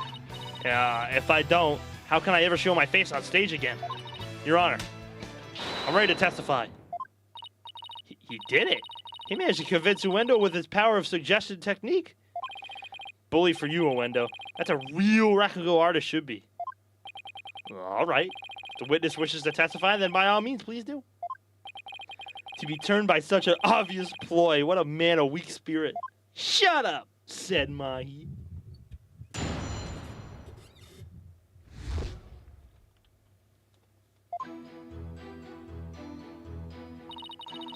After my performance, I went to visit Shisho. I called to him from outside the room, but he didn't reply. When I entered the dressing room, I saw Shisho slumped over the table, motionless. Okay. From what I can tell, there do not appear to be any inconsistencies in the testimony. Of course there aren't any, because I'm not trying to hide anything. Prosecutor Senmahi's right. I don't see anything inconsistent either. But I did pick up on some faint discord in Uendo's heart. Ponder all you would like, defense, but it is pointless. Your Honor, I believe there is no need for further deliberation. Hold it! I disagree, Your Honor. I detected discord in the voice of the witness's heart. There is a clear indication of that Uendo is facing some sort of inner turmoil. Are you saying what I think you're saying, Miss Sykes? Yes, Your Honor. The defense would like to conduct a quick therapy session on the witness. Objection.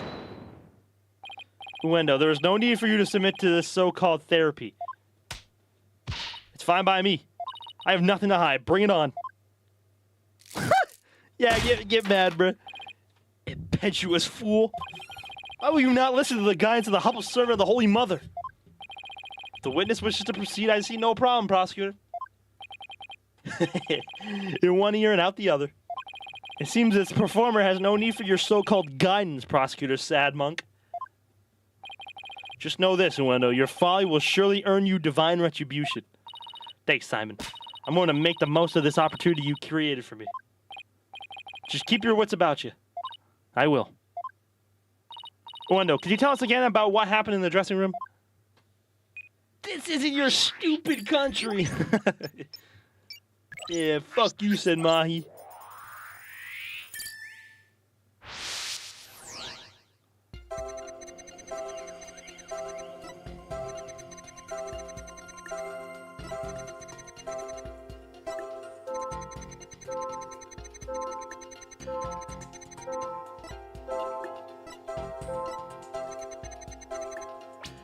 Why is he still happy when he didn't reply?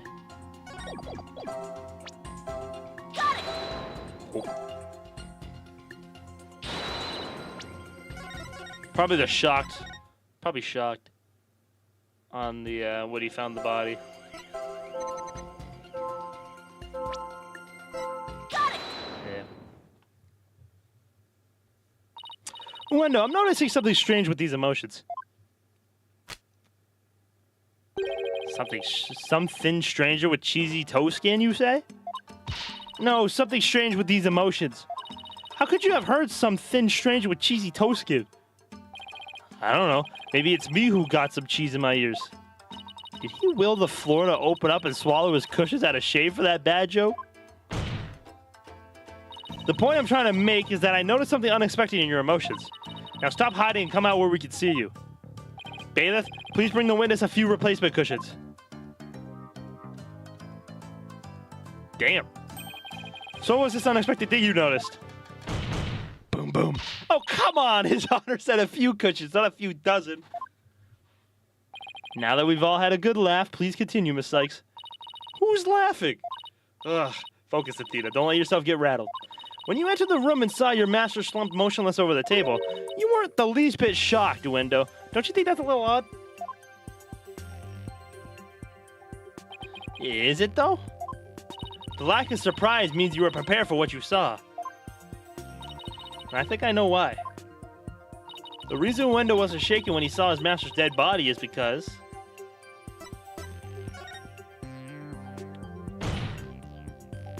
Uendo, I think maybe the reason you weren't shaken was because you already knew you would find your master dead.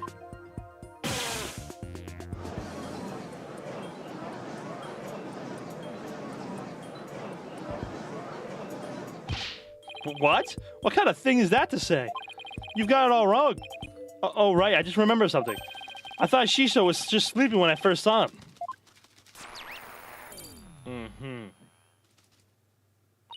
You thought he was sleeping? He sounds plausible, but... What made you think he was asleep? Well, he had his head and arms up on the table as if he were taking a nap. Oh, one other thing. There was that note, too. A note? What note? Ah, he must be talking about this. Appears to have been written by the victim. Allow me to read it. Resting, do not disturb. Yes, that's the note I saw. After reading that, who wouldn't think Shiso was napping? That is a pretty reasonable assumption. You gotta be kidding me. That's right. I saw this note, so that's why I thought Shiso was asleep. I want to change my testimony to include that statement. I want to change my testimony to include that statement. All right, I'll run an update.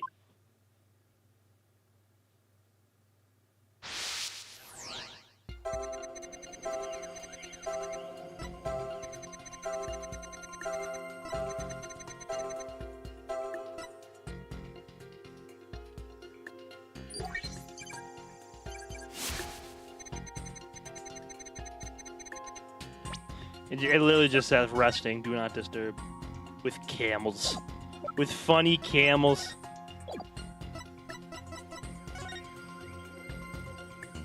Oh, wait. It's probably that package, though. It's definitely this package. Whatever that camel bun is.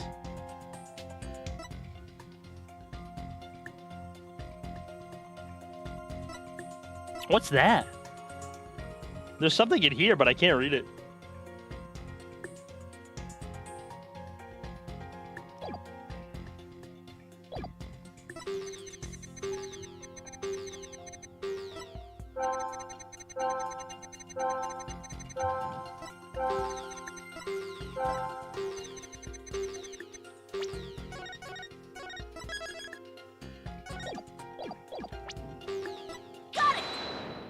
Why were you mad? Wendo, I noticed something funny in your emotions again. Funny, you say? I guess an entertainer of my caliber can make people laugh even with my emotions. I didn't mean that kind of funny. Quite the opposite, actually. When you enter the dressing room, I see that you suddenly felt anger. What I want to know is, what made you feel angry all of a sudden? What? Let's see. Oh, yeah, now I remember. Oh, as I was going in, I whacked my little piggy on something. I was annoyed at my own clumsiness. Wait, you mean you stubbed your pinky toe? Just a little bump on my little piggy. No big deal. It's embarrassing, really. Sounds more like he's hiding something. I better dig a bit deeper. No need to be embarrassed, Wendo, but I'm afraid it's something we do need to look into. I don't really see anything you could have stubbed your toe on. In the area of the dressing room door in this picture, but maybe there was something there at the time. Wendo, what exactly did you stub your toe on? Objection. What an irrelevant question. You dishonor the soul of the victim with these unnecessary delays. You tell her, really, who doesn't stub their toe every once in a while? You really gotta fuss over every small detail like this? Well, the thing is... Blackwell just stared at her. Even the most subtle of fluctuations in a person's psyche can clue us in onto the truth. That's why it's important to get to the bottom of this question. Plus, if I back down now, who knows what new insult Simon will hurl my way. Is there really no trace left of what Wendo stubbed his toe on by the door?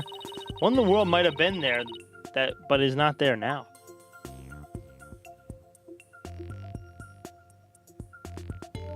Oh, the table got moved. I didn't even realize the table got moved.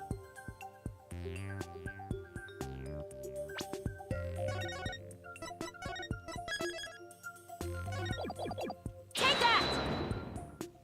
Wendo, did you stub your toe on the table? Wait a minute.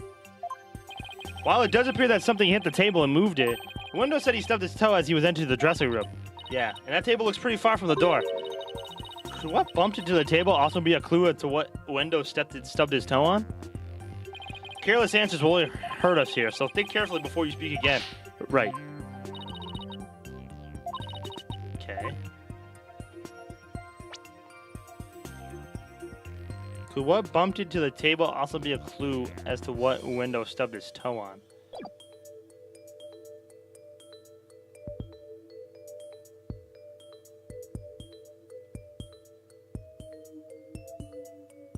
Wendo stubbed his toe on. This thing? Take that!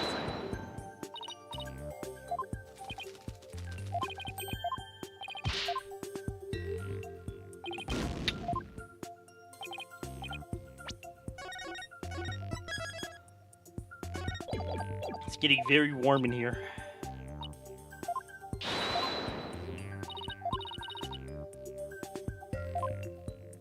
Is there something like we could use? Like...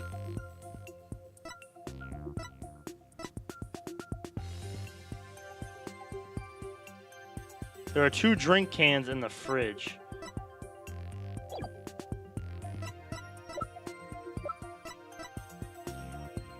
I already picked the table.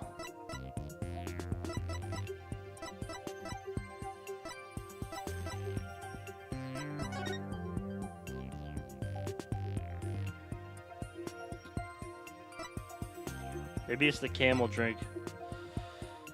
The victim was making soba noodles from scratch in the dressing room. The room is covered in soba flour. There are 2 drink cans in the fridge.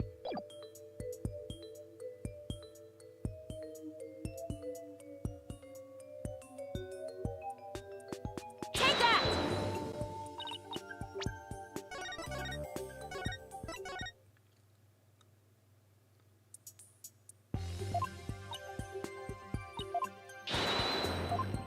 It said he was... Yeah, it's a... Oh, the mark on the floor. Oh, you're right. Good eye. Take that! Good eye. I didn't even see the mark. Please take a good look at this photo of the crime scene. I didn't even see the mark. Do you see it? This long track that goes from the door all the way across the room. Now that you mention it, I do see traces of something getting dragged.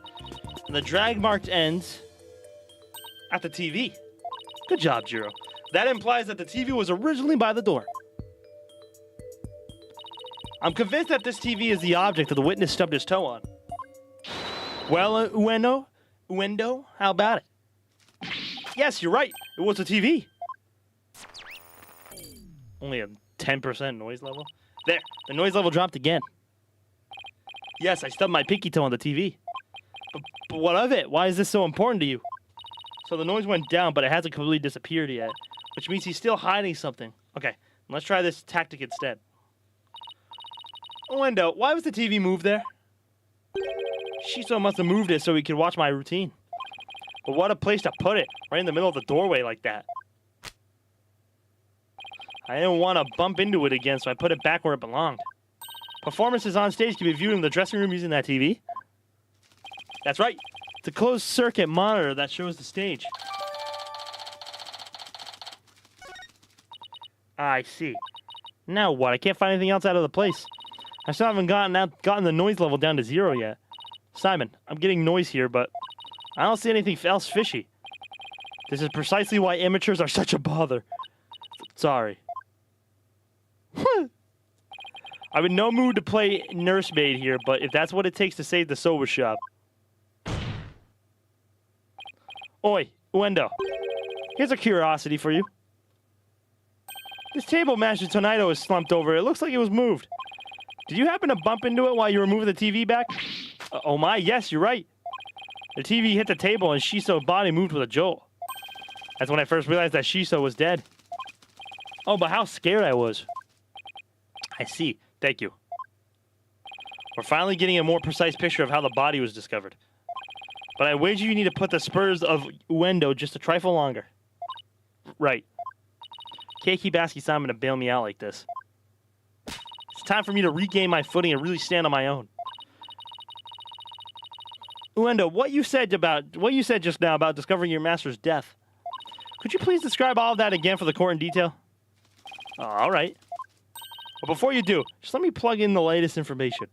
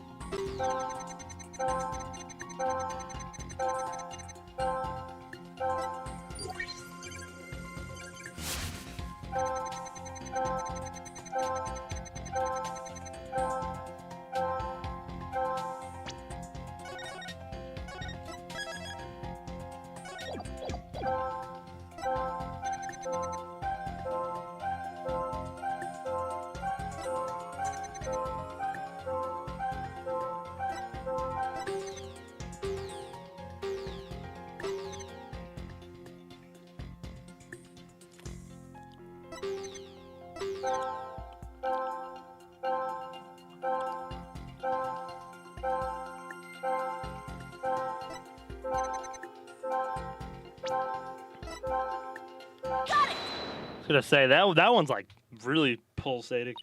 That's odd. After the initial shock of finding the victim dead, you reacted with surprise again. What was it that surprised you, Uendo, besides your master's death? What do you mean? What's more, you were even more surprised the second time than the first. What could have surprised you more than finding your late master? Search me. Your little thingy must have made a mistake. Silence. The girl's as sharp as a trout, to be sure. But her ability to hear people's emotions is absolute. Now get to remember, Uendo, what was it that surprised you? That was a compliment, right? Well, Back to 100? No, we pushed him too hard, and now he's mentally all over the place. His emotions are completely out of control. Out of control. Care to explain how that's relevant? You know how normally I listen for the hidden emotions and witness his voice, right? Oh, shit. From there, I look for inconsistencies between their testimony and those emotions. But sometimes a person's feelings can run too high, making it hard to get proper readings. So that's how your Matrix program works. Fascinating. Ordinarily, it's just one emotion that runs out of control. But it seems there's nothing ordinary about this time. Yeah. It probably looked like his name. Or was his name. Like his real name or something.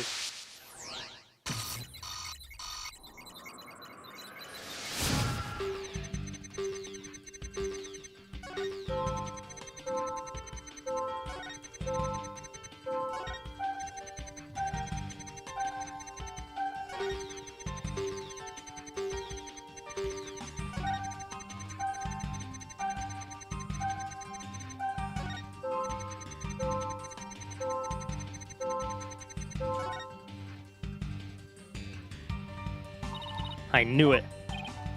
What's got your knickers all in a bunch now? Uendo has multiple emotions running out of control at the same time. I've never seen anything like this, ever. So, how does one bring a situation like this back under control? I'll have to find the root cause of this tangled mess before I can treat him. If I can identify what is causing this emotional rampage, then I can probe to dive in further. I'll need to point what I think is the root problem to hit. Okay, got it, I got it. In that case, let's get started, shall we? Alright, I can't guarantee success, but it's definitely worth a shot. I'll look for the root cause of Uendo's rampaging emotions. I gotta piss so bad, but let's get through this first.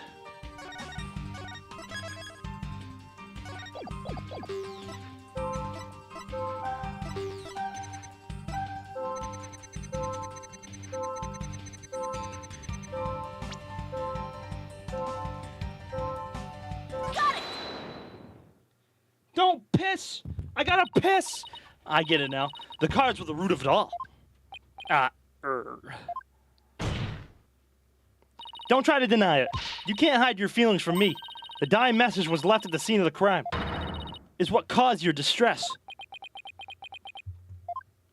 And if the dying message was the cause of all those feelings, then that means the phrase Owen Forth must mean something to you.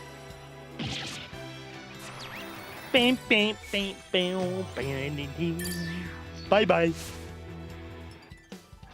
There. Noise level 0. Finally. The dying message consists of 2 words, Owen and Forth. But either of those 2 words have anything to do with this witness. Don't shake your head at me. My theme's playing. That means I'm on the right track, bum. This topic warrants no further argument.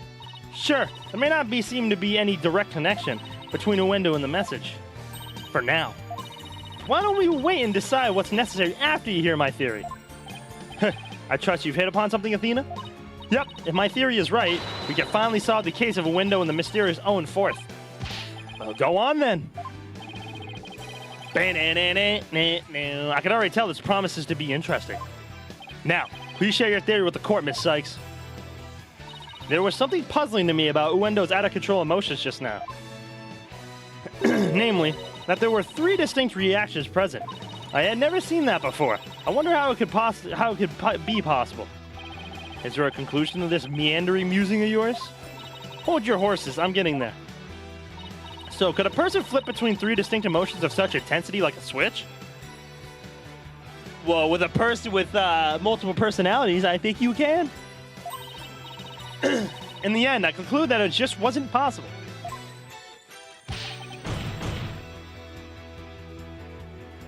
So that's it, is it? A bit unconventional, but I'll grant that it's possible within the realm of psychology. Within the realm of psychology, I'm afraid you have to explain it for the old man up here on the bench. Your Honor, my theory is that Uendo has multiple personalities. I mean, it was kind of obvious.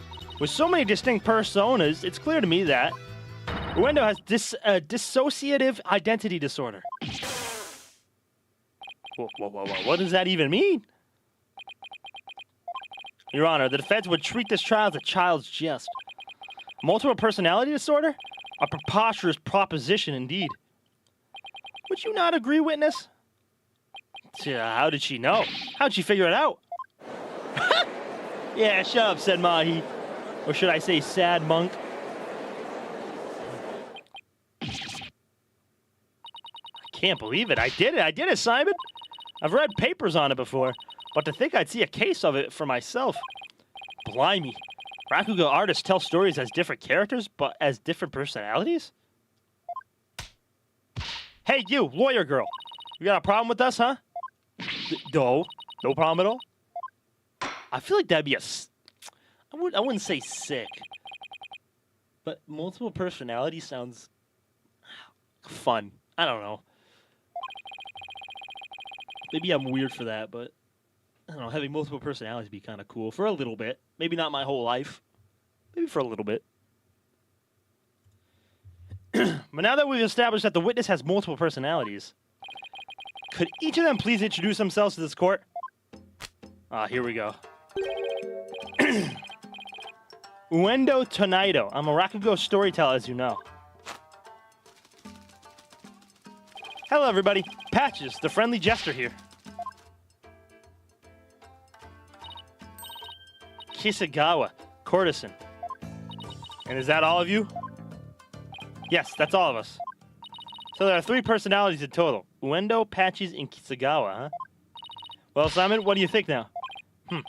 That you're one lucky duck. Just be glad they were dense enough to help you out. Can't you just straight up say I did great for a change? Yeah, right. I've only really ever seen it in games, so like in games it makes it definitely a lot different than probably what it is in real life. You appear to be quite proud of yourself, defense. But all you have done is infringe upon the privacy of the witness. I couldn't disagree more, prosecutor. Now that we know that there are 3 personalities, a new way for us to interpret the meaning of a certain piece of evidence has arisen. A new interpretation. Oh, now I'm very curious. What is this piece of evidence you're talking about, Miss Sykes? Knowing what we know about Uendo and his personalities, now this makes perfect sense. The cards? Probably just the cards, right? Take that! The Karuta cards? That's right, Your Honor. Recall the original dying message left at the scene. We didn't have a clue as to what Owen Forth could have possibly meant. But now, with this new information about Uendo and his personalities, isn't it possible that Owen Forth actually means a secret 4th personality of Windows, a personality named Owen?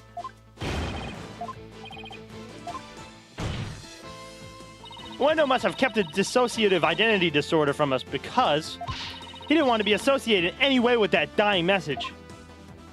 No, that's not why. We kept the disorder a secret for a different reason altogether. We've been taking advantage of our affliction to act our various Rakugo characters. And if a word of this got out, well, a reputation as a Rakugo artist would be tarnished, as would the Tonaido name. My fault. That's why we kept it a secret from everyone except members of Tonaido School. But really, there is no 4th personality. It's just the 3 of us here. A plausible enough sounding story. But it doesn't prove you didn't rearrange the cards, does it?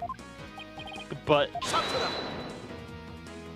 I will concede that it is highly likely that the witness rearranged the cards. Prosecutor said Mahi actually agreeing with us?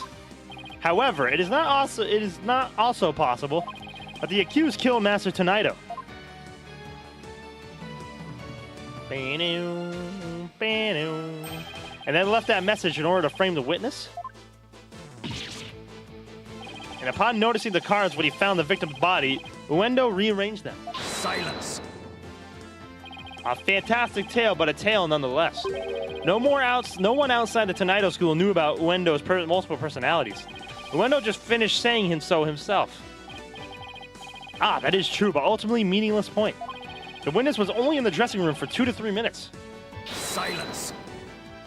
Bandy, he's on the defense with us. That's far too little time to commit murder, wouldn't you say? Objection! Boom, boom. Who's to say he couldn't have done it before his discovery? Objection.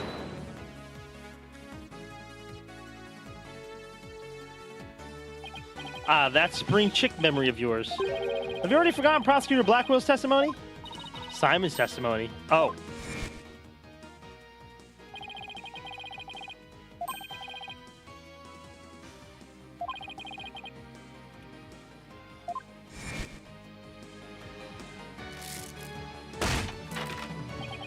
That's right. Until just a few minutes before Uendo entered the dressing room, Taifu Tanoda was confirmed to still be alive. Ah! No! No! Even Blackwell got sliced. Not only that, but Uendo was on stage until just before he discovered the body. A bulletproof alibi that I have already confirmed with several audience members. Oh. I also heard that his Rakugo performance that day was a steaming pile of... Well, you get the picture. Yes, I'm afraid so. Really stunk up the stage I did. And yeah, I have a perfect alibi. Indeed. Why not land a coup de grace on the defense by describing your alibi, witness?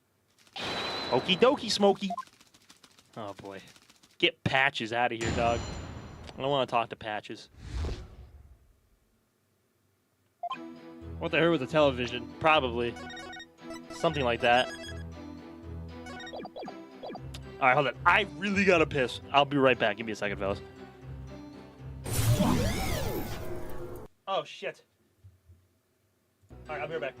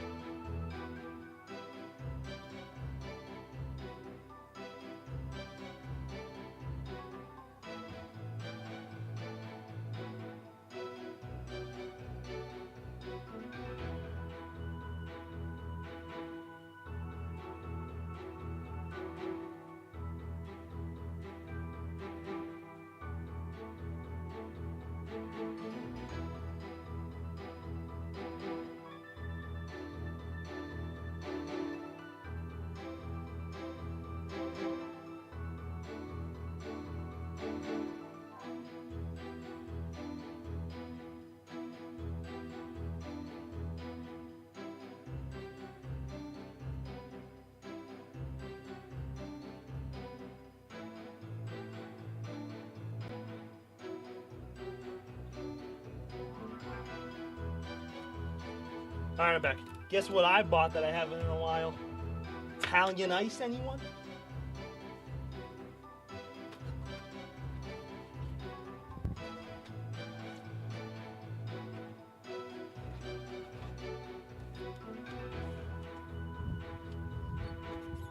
Anybody want some Italian ice?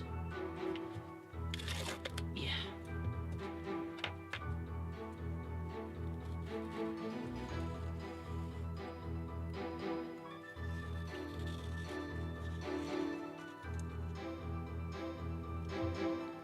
All right.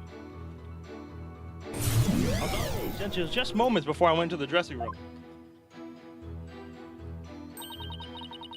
The entire audience was my witness. But my performance was a huge bust. Not a single soul laughed. I'll never be able to live down how terribly I bombed during that very important show.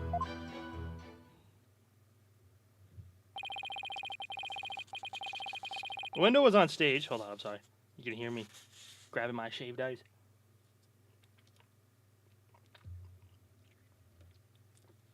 Wendo was on stage before he found the body, so he could not have committed the crime.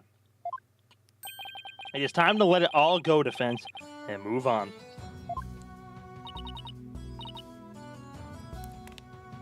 Well, get this, prosecutor said Mahi. The Right Anything Agency never gives up. We fight to the bitter end. Feh. Allow me to say this once more. Let it go and move on. And allow me to say once more, I'm never giving up. Let it go and never. This is pointless. You should have taken advantage of this opportunity while you could, you foolish child. You worthless convictions only serve to prolong the accused's suffering. If words will not sway you, then perhaps pain will. Ah, here we go. Where's going to theater? Ah! Oh no, anything but this.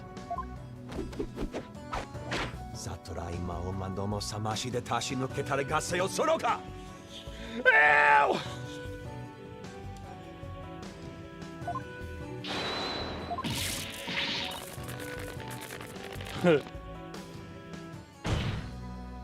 What's the big idea, prosecutor said Mahi? That was but a small dose of punishment for your misguided convictions. Apollo definitely had it worse. Bro had it wrapped around his head.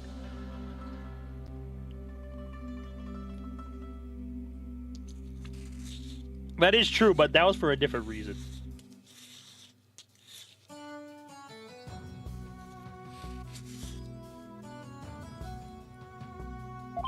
Are you now a bit more inclined to give up as instructed? As if. In that case, you must require another dose. Yes, sir. Bum. Not bloody likely. I don't give two flips about your beliefs. But if Sykes Dono were to submit to you here, I won't be able to eat good soba anymore. That's right. For Mr. Wet's future of Prosecutor Blackwell's stomach, I will never give up.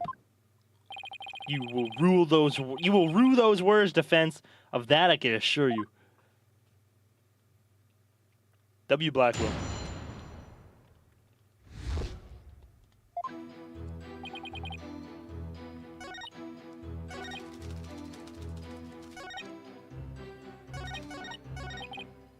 Hold it! How could we be so sure it was you who was on that stage? Are you asking whether it could have been some imposter? I guess so. Unlike a big arena, Rakugo Theater is a cozy little place. It would be hard to fool an audience in such an intimate setting, don't you think? Yeah, I guess you're right. We just said no, fuck off. Good. I'm glad we could clear that up, because I guess you could say. Hold it! Was there anything special about the stage or your performance that you could tell me? For example, were there lights dimmer than usual? Were there any problems or accidents? Not a thing. Everything was the same as always. Mr. Prosecutor, you questioned the audience, didn't you? Yes, of course. Apparently nothing seemed amiss to them, except, well, one small thing. One small thing? Oh, so embarrassing. I tried my best, really, I did. Hi, Wamey. How's it going, man? Hold it!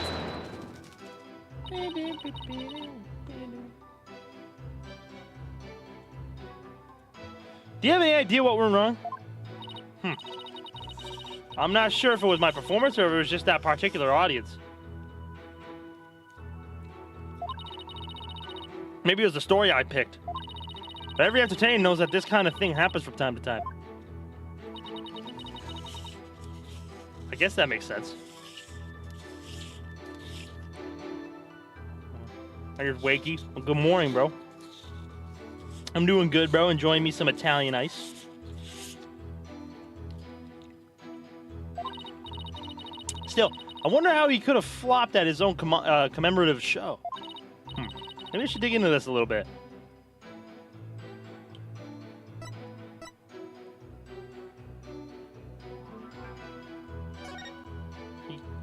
Italian ice.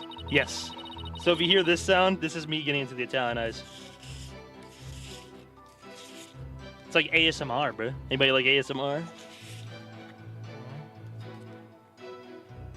How many people were there in the audience when you were on stage? Well, let's see. We drew a full house, so I think there must have been 50, maybe 60 people in the audience. That's quite a lot, isn't it? Exactly. I dropped a big stinky bomb in front of all those people. It was a catastrophe. It was a catastrophe, I tell you. I was sweaty buckets from start to finish. Sounds exactly like how Apollo performs at court sometimes. Wow. I see. Thank you. For that statement, Your Honor, I'd like to leave it out. Never mind, Your Honor. There's no need to add that statement to Ueno's testimony. All right. It's strawberry, too. Hold it! Look, okay, so what was the other one? When did he perform?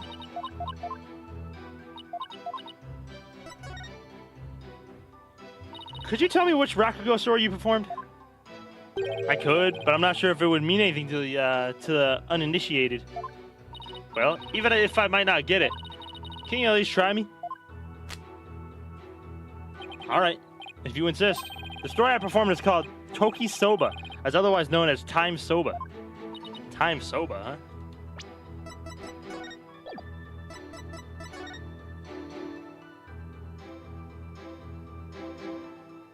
Ueno was to do his soba glutton routine. Maybe Ueno's right. He's only said the name of the routine. I'm already lost. Yeah. Simon, what's Time Soba about? Look it up yourself. I'm gonna give you an overview. The story takes place on a winter night. Okay, I don't give a fuck. I have a bullet. Okay, I don't. Okay.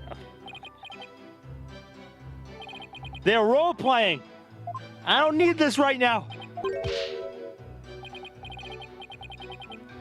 Oh my god, bro.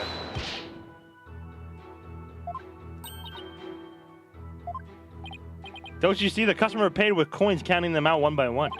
Then just after counting 8, he asked about the time. And then the soba vendor answered was with 9. Oh, now I get it. He made the vendor say 9, and then he continued counting from 10. Exactly. He cheated the soba vendor out of 1 mun with his smooth talking. The story continues with another man who saw the whole thing and tries to do the same, but he bungles the trick and ends up paying more than 16 mun for his soba. The story ends on that as a punchline. You can look up the rest of the details yourself. Oh, I'm sure Prosecutor Sandmonk over there would love to perform it for you after court. So basically, it's a story about a man cheating on his soba bill. It's kind of petty, isn't it? Okay. Okay! I get it!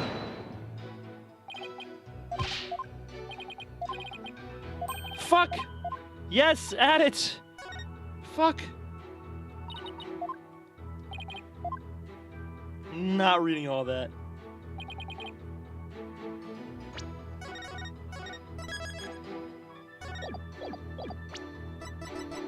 Objection! Well, no, isn't there something odd about the routine you performed? Odd? No, I don't think there's anything odd about it.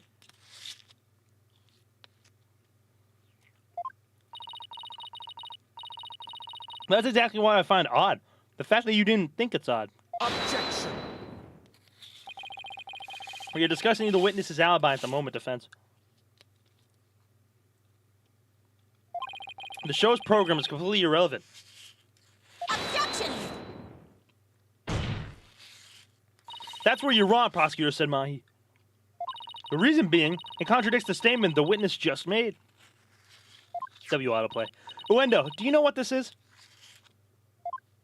No. What is it? This is an invitation to the show sent from Master Tonito to Prosecutor Blackwell. Included in the invitation is a rundown of the show's program, which clearly states the time soba was to be performed by Master Tonito himself. No. Boom, boom. I love that. I love her double slam. Uendo, why did you perform the routine that your master was scheduled to do? Well, you see, the reason for that is... How do I say this? You see, let's say it was a prank. That's right. It's just a little joke, you see? I was trying to surprise Shisto by performing his routine before he did. I don't know if I buy that. Was doing the victim's routine really just for laughs, or... Hey, didn't Simon happen to hear the time soba coming from the dressing room? There we go, the TV. During Uendo's performance on stage? Seems like too much of a coincidence. Wait, can it be? What's the matter? You look like a hen with a dozen eggs to lay. Stop comparing me to birds. Huh. Then cease this bird-brained timidity. If something has occurred to you, then lay it out for us already. Don't breed resentment in those watching your performance. Okay, okay. I don't have a ton of confidence in this theory, but here goes. It looks like Uendo's alibi checks out, Your Honor, but... Even though he was on stage at the time, he may have been trying to obfuscate a crucial detail about this case. Are you referring to the soba bill the man tried to skimp out on the witness's story? I'm not talking about this Rakugo story, Your Honor. Oh, I'm sorry. But then what are you talking about, Miss Sykes? What Uendo may have been trying to deceive us about was...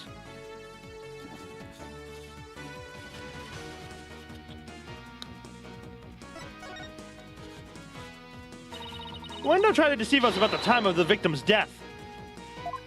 What? Objection. What gibberish? Prosecutor Blackwell even testified to the time of the victim's death. I know.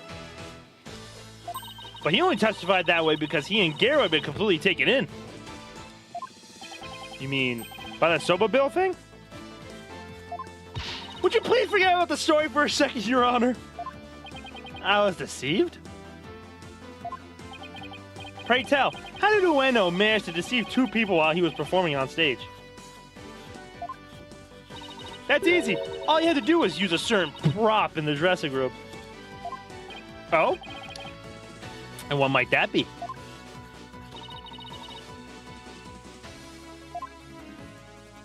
Take that!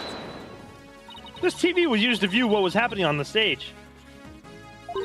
Prosecutor Blackwell, when you came to the dressing room, what was Uendo doing? He was performing time soba. Blast! Could it be? Yes, it could, and it was. What you and Garo heard was not Master Tonito practicing his routine. It was Uendo performance that's heard through his TV's monitor speakers. What? With the TV just inside the inner door of the dressing room, it could easily be heard from the hallway outside. And because we knew that Master Tonito was scheduled to perform time soba, we were easily manipulated into thinking he was still alive at the time rehearsing. Yes, your knowledge of the day's program is why the two of you could be fooled this way. Simon, did the voice you hear belong to Master Tonito? With the doors in the way, I couldn't tell exactly who the voice belonged to. And because I heard time soba, I just assumed it was Master Tonito. Oh, he's pissed. I can't believe I was taken in by such a simple mind game. Objection. All of that is mere conjecture. Where is your proof, defense? Objection! Uendo moved the TV back when he discovered the body. After all, he couldn't very well leave it by the door. Because then someone might have figured out the trick he'd been playing. No one's going to ask about Buck going in before him, though, for 10 minutes. And there's one more thing about Uendo's actions that's suspicious. And that is... The fact that he flopped so badly on stage on such an important occasion. What's so suspicious about that? Even pros slip up once in a while, you know? But I believe that this time it was intentional. Because Uendo knew it'd be strange to hear laughter coming from the dressing room. Oh my. Oh, yeah, that's smart. It's all just a bit too perfect to be sheer coincidence. Plus, the voice prosecutor Blackwell and Garu heard was due to the Uendo's scheming, and the victim's time of death could have been earlier than 4 p.m. In other words, Uendo could have killed Master Tonito himself. Got you by the stones now, Uendo, so you better confess everything.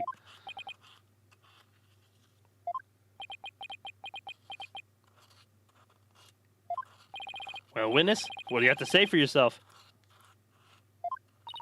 We demand an explanation.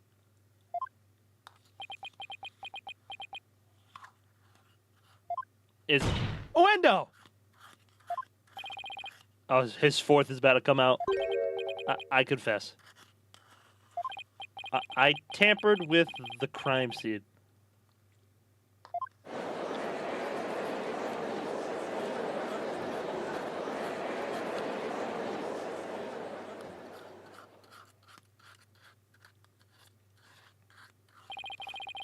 Is it the defense claims that Ueno Tonito is the true murderer in this case? If he tampered with the crime scene, then we have to at least consider him a suspect. Now wait just 1 minute. 1 minute. Yes, I admit to messing with the dressing room, but I didn't kill Shisho. Then why did you tamper with the crime scene? I refuse to answer that question. Man. What?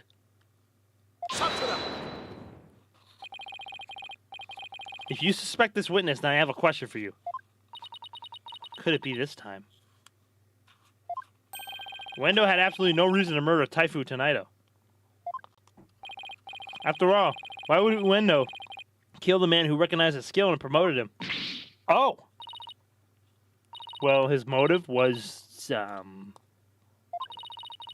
think of a single thing.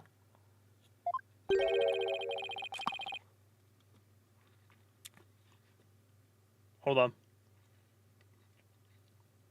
It appears that you are also not aware of one other fact. Yeah, Buck going in for 10 minutes. But the accused visited the dressing room before 4 p.m. as well. Is it not natural then to suppose that the accused killed the victim at that time? Nobody told me Mr. Wet had also gone there before 4 p.m. We were only discussing the time frame after 4 p.m., so I didn't think that to mention it. But now that you have made the time period before 4 p.m. relevant... Uh-oh. I don't like where this is going.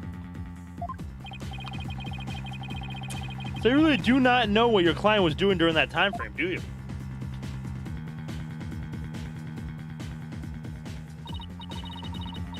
Well, it's all very sudden and, why'd you wait till the very last second to contact me, Simon?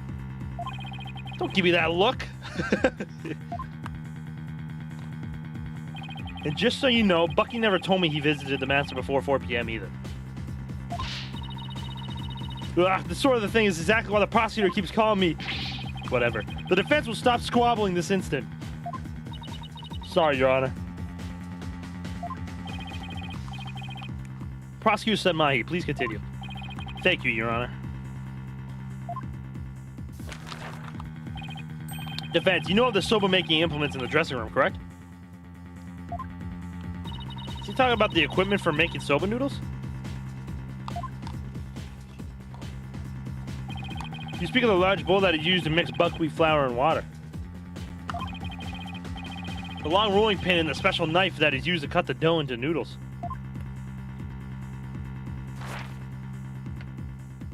Precisely. These tools all came from the accused's soba shop. You mean they didn't belong to Master Tonito? Mr. Wet had visited the dressing room to give the victim a soba-making lesson. And that visit was before 4 p.m. I'm afraid that after the accused kneaded the dough and made those noodles,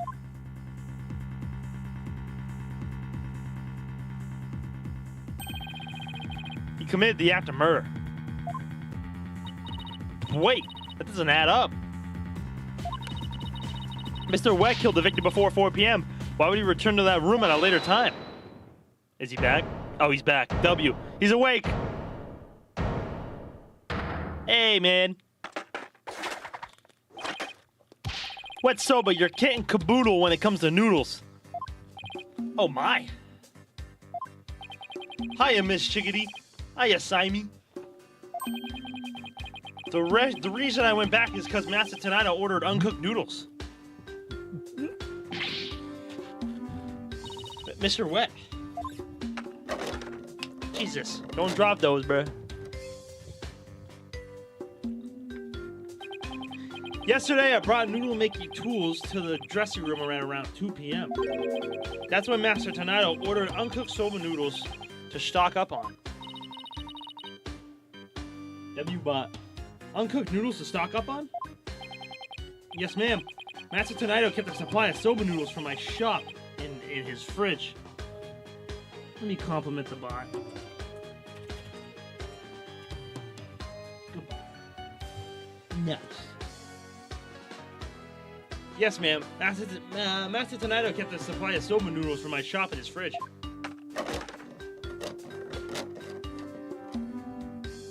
Who's a good boy? All right, bro.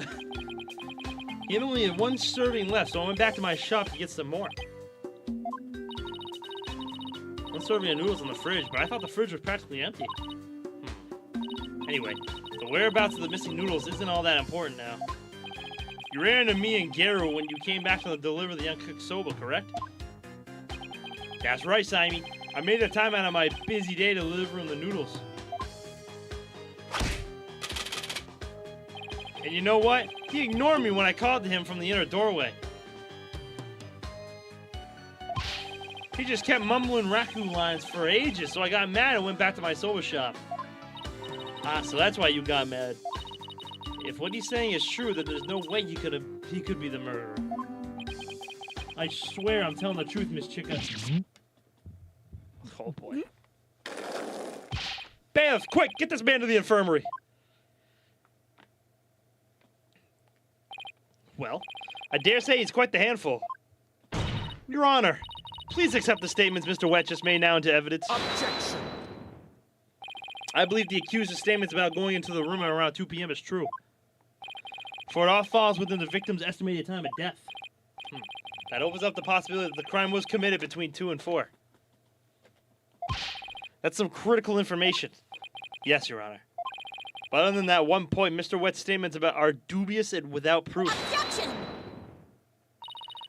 But they are the words of the defendant himself. Simon, back me up here. He has a point. If I were prosecutor, I wouldn't accept them either. While I understand the defense's feelings on the matter, this court is unable to accept anything other than the time the defendant made his visit. Now what do? I trust you have no further objections, defense? At last, the time has come to send the soul of the victim onward to the Twilight Realm. Silence. What are you yammering on about, Prosecutor Sadmonk? We still have something we need to question Uendo about. We do? Like what? Well, don't just stand there. But we don't have any evidence left to present. Have you forgotten already? Isn't there still a hidden witness you have yet to question? A hidden witness? Oh, that's right. Your Honor, there's still one more issue we haven't finished discussing yet. Oh? What is this bit of unfinished business?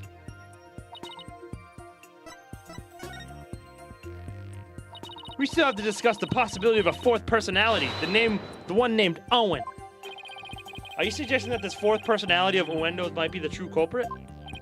Jeez, not that again. I told you, we don't know anything about this Owen. Look, Uendo, I know you don't have any motive to kill your master, but this Owen may have one for all we know. Come clean now, Uendo. You've got another personality stashed away, haven't you? Please tell us everything you know about Owen. That's enough. The witness has already stated that he knows not of any Owen character. Bravo, you tell him, Mr. Prosecutor. Hey, Patches. If you claim you don't know Owen when you really do, that's tantamount to perjury. If you want to exercise your right to remain silent, however, well, that's a different story. Do not listen to the depraved prosecutor, witness. You will be tainted with his evil. Do you have any idea how dark and cold a prison cell is? I exercise my right to remain silent. What's this now? Changing horses in midstream, are you? Shut up. I'll remain silent and that's it. Patches, you fool. You stay out of this.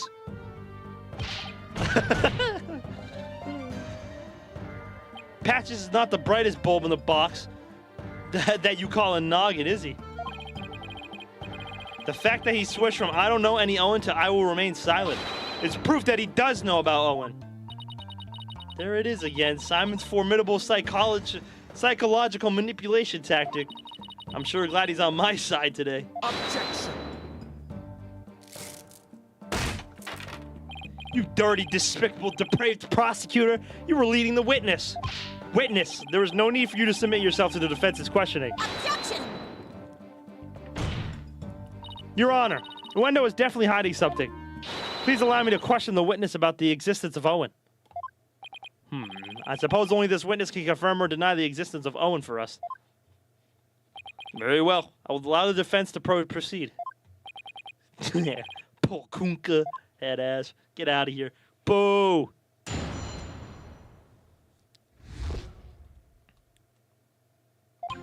I've never met any personality named Owen. Patches was just blurting out nonsense in a panic. We're always aware, so we definitely notice if a personality like that showed up. How dare you treat me like a criminal based on mere conjecture? Wow, how am I supposed to deal with the testimony of 3 personalities? Unless you approve the existence of Owen here, it's all over. You best screw your courage to the sticking place and attack their testimony head on. All right, I will. Just stop piling the pressure on me. I have to draw out some info. Anything to drag Owen out into the open. And the only way you're doing that is with Patches. Mo fucking Patches, Doug. Hold it! But what if, for some reason, you 3 were unconscious at the time of the incident? If the 3 of you were alert and aware, what would happen? Well, what would happen? I'm not even sure what you mean. I mean, you 3 share the same memories, right? What if Owen is different? What if he has memories separate from yours? Maybe Owen emerges when the 3 of you are unaware or unconscious. Oh, shit. Objection. It nailed it right on the head. Instead of speaking as if this 4th personality is a foregone conclusion, I suggest you prove his existence first.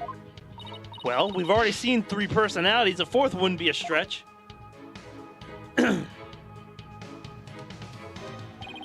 dishonor the victim in this court by jumping to such conclusions without proof. Have you ever heard these old sayings, Prosecutor Senmahi? What happens twice? What happens thrice? If you see 1, there are likely 30 in your home. I'm basing my theory on such premises. Comparing us to cockroaches? Do we bug you that much, girlie? How do you intend to prove it? How will you prove that all 3 personalities become unconscious, as you say? Once you can do that, all this talk is merely empty speculation. Well, don't be so timid. If you don't have it, then find it. Look for something that could render Uendo and the others unconscious.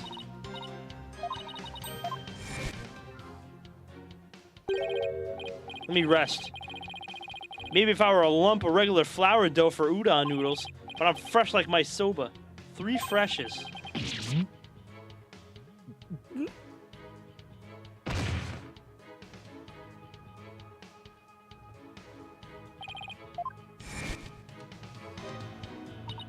Mr. Wet, falling unconscious. Wait a minute, I think I got it.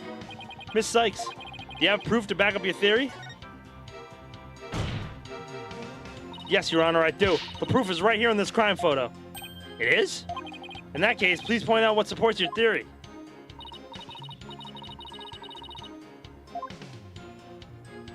Oh, it was the bun, wasn't it?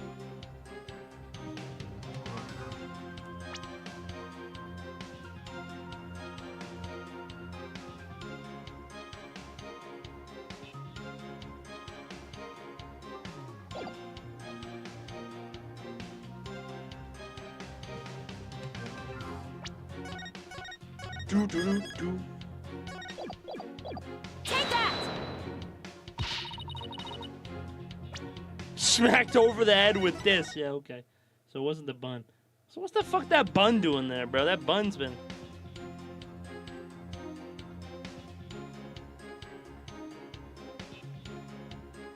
Take that! This is probably what made Uendo lose consciousness. Ah, yes, the sake.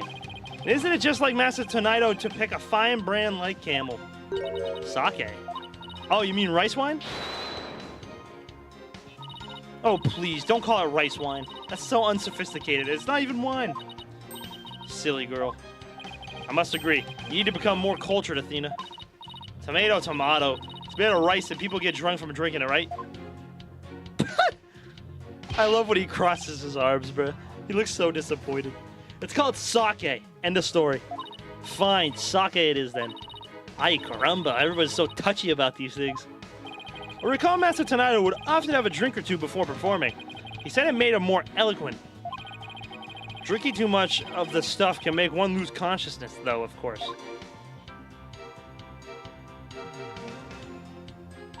And look, there are 2 glasses on the table.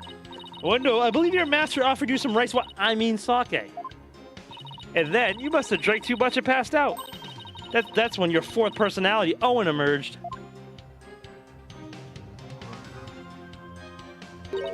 I drink sake? Oh, that's a good one. We have a real sweet tooth, you see. So yes, we did accept a sugary red bean bun.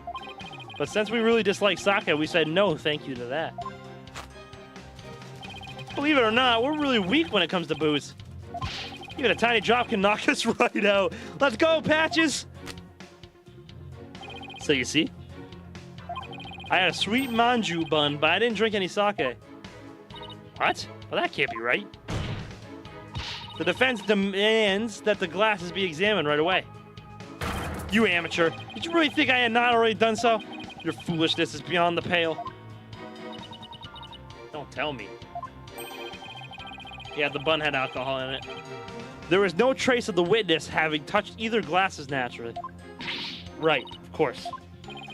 Miss Sykes, would you like the witness's statement on added to his testimony? Yes, please, Your Honor.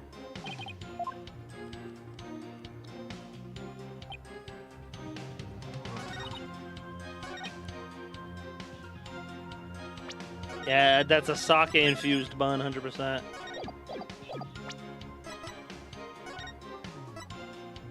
It's literally got a fucking camel on it, dog. Objection! Shit. Knock, knock, who's there? Okay, Athena. Hold it! So even if you had a tiny sip of sake, you conk right out, huh? That's why you didn't touch the glass that Master Tonito offered, correct? Yes, that's right. Then maybe you ate something that had sake in it as an ingredient. I don't recall doing anything like that. He doesn't recall doing it. Well, that doesn't necessarily mean he didn't. He just might not have known that he did. I better take another good look at the evidence.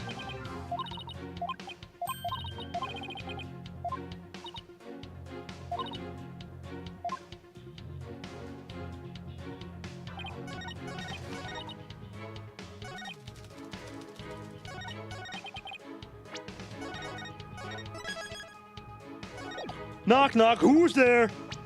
Evidence, bada bing, bada boom. Objection! It's this, dog. Unless I have to, like, look at it.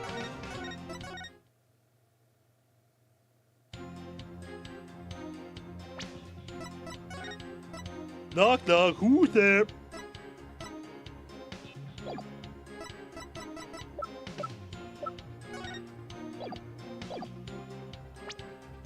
Objection! Note. This shows what is most likely made Ueno lose consciousness. Then that note. Are you feeling lightheaded, child, or perhaps a bit peckish? I'm not hungry. My head feels just fine, thank you very much. Look at the paper this note is written on. Isn't there something familiar about it? What exactly is your point, Defense? This faint design here reminds me of the paper from... Yep, it's a piece of the wrapping paper on the box of manju buns by the victim on the floor.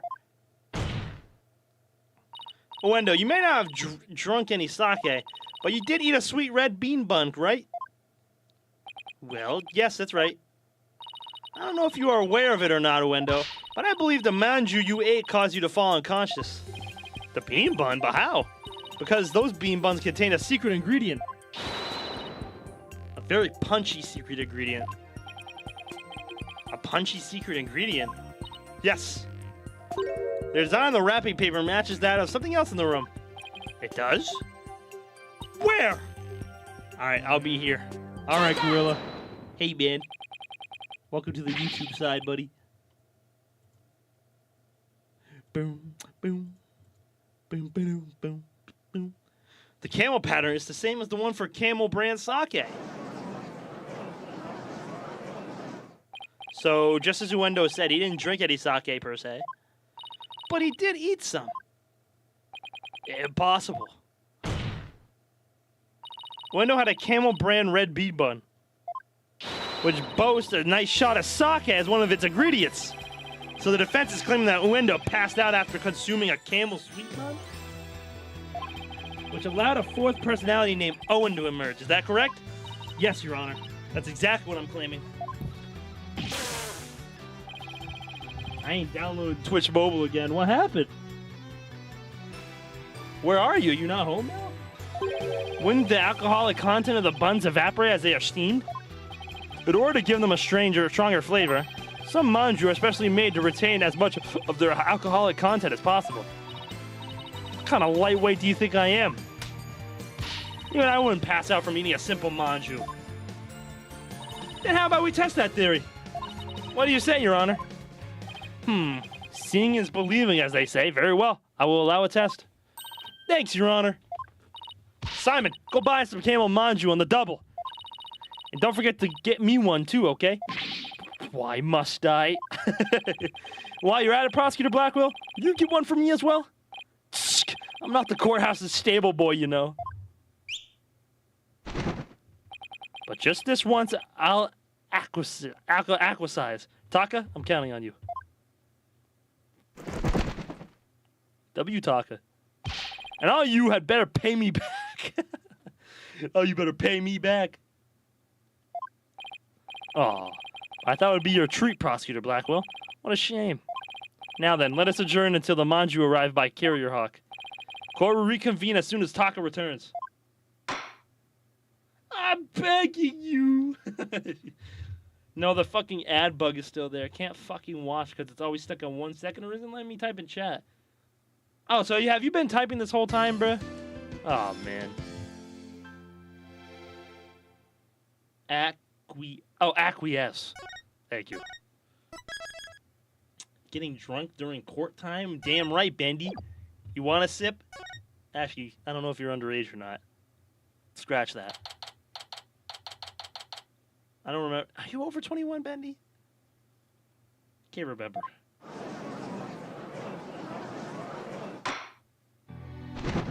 Taka, look at him. Doesn't matter. He's Bendy. I'm 21. All right, Bendy. Drink up. Now that the sweet buns, have arrived, the court is back in session. In America, yes, you need to be 21, and you need to be 21 to drink. Go on, Uendo, eat up.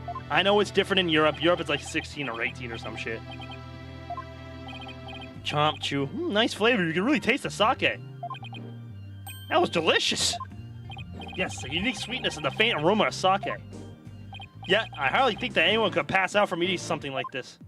What's the matter, Uendo? You're not afraid of a tiny manju, are you? Or are you scared of how many calories it has? Don't be ridiculous. A sweet little snack like this couldn't possibly... I mean, it could never. Argentina is 18. Well, yeah, I mean, you know America. If it was 18, bro, oh boy. This is better for America. Let's bleeding more eating witness. Fine, whatever.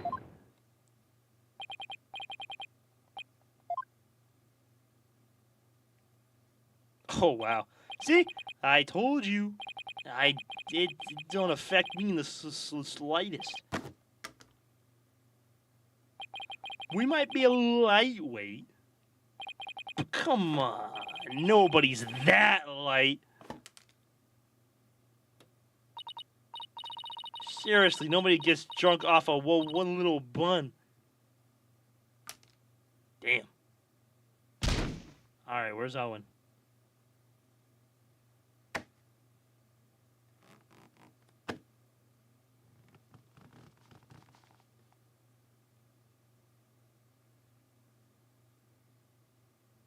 Oh, what the fuck?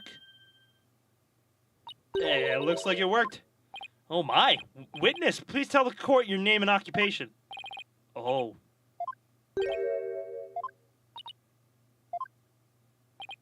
Even Nayuda's like, what the fuck is going on? My name is Owen. I'm 5. You're 5 years old? Am I in trouble? Please don't yell at me. Oh. So he's Uendo's fourth personality. I'd hardly think a child like him could have murdered the victim. Even if he had a motive, could he have actually committed the murder? Hey, Senmahi. Silence. Bum. That's a very good point. Owen does appear to be a very timid and weak. Oh. Bum. It seems the defense was hoping this hidden personality would be the real killer. But now he is standing here before us. It is clear that none of Uendo's personalities can be the killer. Where can I even go from here? Shisho. Owen, do you know something about what happened to your master? Come on, buddy. Won't you tell Auntie Athena? Auntie Athena, what happened? What a scary lady. I'm not scary. Look at Auntie's big smile. Tell me about your master, please. Pretty please with the sugar on top? Oh, okay. Shisho was super nice. He always played with me. Just like a real grandpa. I loved Shisho. Athena, do you sense anything behind his words? I sense his sadness. Sadness so pure it's heart-rending. But no discord. Prosecutor Senmahi is right. Owen isn't the killer. But then, don't you find it odd? Find what odd? Let's review what we've learned so far. There's a fifth! Uendo rearranged the Kurata cards to pin the blame on Bucky. Well, that's because the original message implicated Owen. But Owen is only 5 years old and absolutely adores Master Tonido. Exactly. The other 3 personalities also have no motive for murder. If Owen isn't the true culprit, then the person who first laid out the cards probably wouldn't have been Master Tonido. So then, who did it? Defense? Did the appearance of Owen help you figure anything out? Yes, Your Honor. I know who it is. Oh my god. I know who it was that first laid out the Kurata cards. Jack the Reaper, 9th personality. But I thought it was the victim, right? No, Your Honor. I don't believe it was. The one who first arranged the Kurata cards on the table was none other than...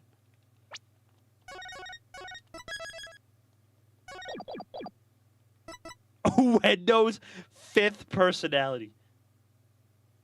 The one who first arranged the Kurata cards on the table was none other than the true killer. I believe the person who laid the cards out is the very person who killed Taifu Tonido. How quickly you move on to a new target when your Owen theory proves false. You Pokunkan? I don't know what a Pokunkan is, but I know I'm definitely not one. Well, now I can talk about Jiro's cake and peace. He could see it on the gorilla. It's at the top left of the chat, and I just kind of read it out, so sorry, man. Yes, let's hear the defense's reasoning. Please proceed, Miss Sykes. But if you are bluffing, I won't go easy on you. I understand, Your Honor. Now then, please recall the original crime scene. Banned gorilla on YouTube. No, he's a mod, bro. I can't. Who did Kurata Card's name when the scene was discovered?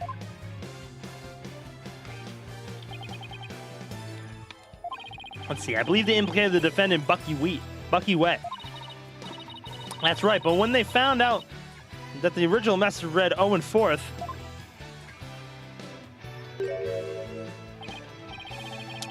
which implicated the young boy, Owen. Exactly, and the person who rearranged the cards was undoubtedly Owendo. Owendo may have kept silent, but we can be sure he already knew his master was dead. His tampering with the crime scene using the TV all but proves it.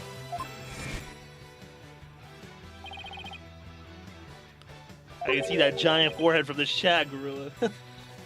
Big ass forehead. I tampered with the crime scene. Yeah, we got it. The reason Owendo rearranged the Karate cards and moved the TV was because he saw the Owen 4th message and was convinced Owen had committed the crime. Right on, Prosecutor Blackwell.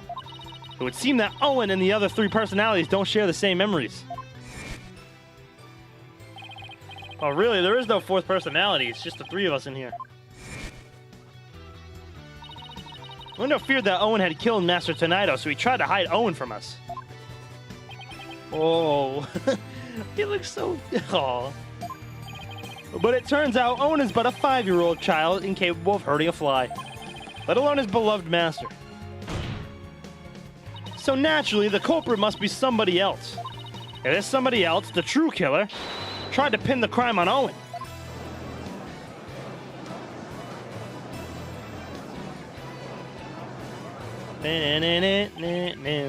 I see, that does make sense. Objection. Boom. This is not but conjecture composed of half-truths and fantasy. Who, then, do you maintain murdered the victim? I believe Owen might know something about that. Objection. I refuse to allow such impromptu testimony from a 5-year-old, no less. Such a young child is incapable of producing anything coherent. Objection! But your desperation is disgraceful. You should realize when it's time to let go, and I saw it. I saw Shisho getting... Owen! You do know something, don't you? Yeah. Oh my, is this true? If so, we must have Owen testify immediately. Don't you agree, Prosecutor Senmahi? Yeah, bum! Silence. It's alright, Owen. Go ahead and tell us what you know. Praying to the Holy Mother. Bum! I saw it. Shisho was standing with a knife in his hand. Blood was dripping onto Shisho's face, getting it all red. I couldn't move at all. I was so scared I passed out.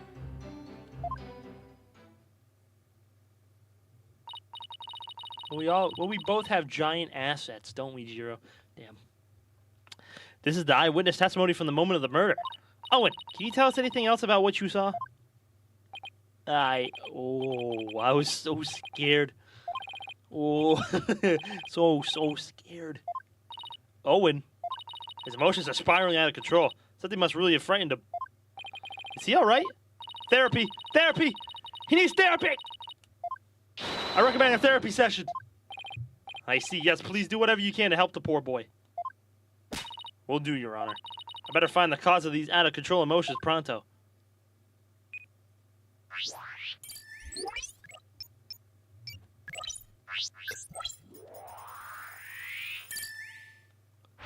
Poor little fella.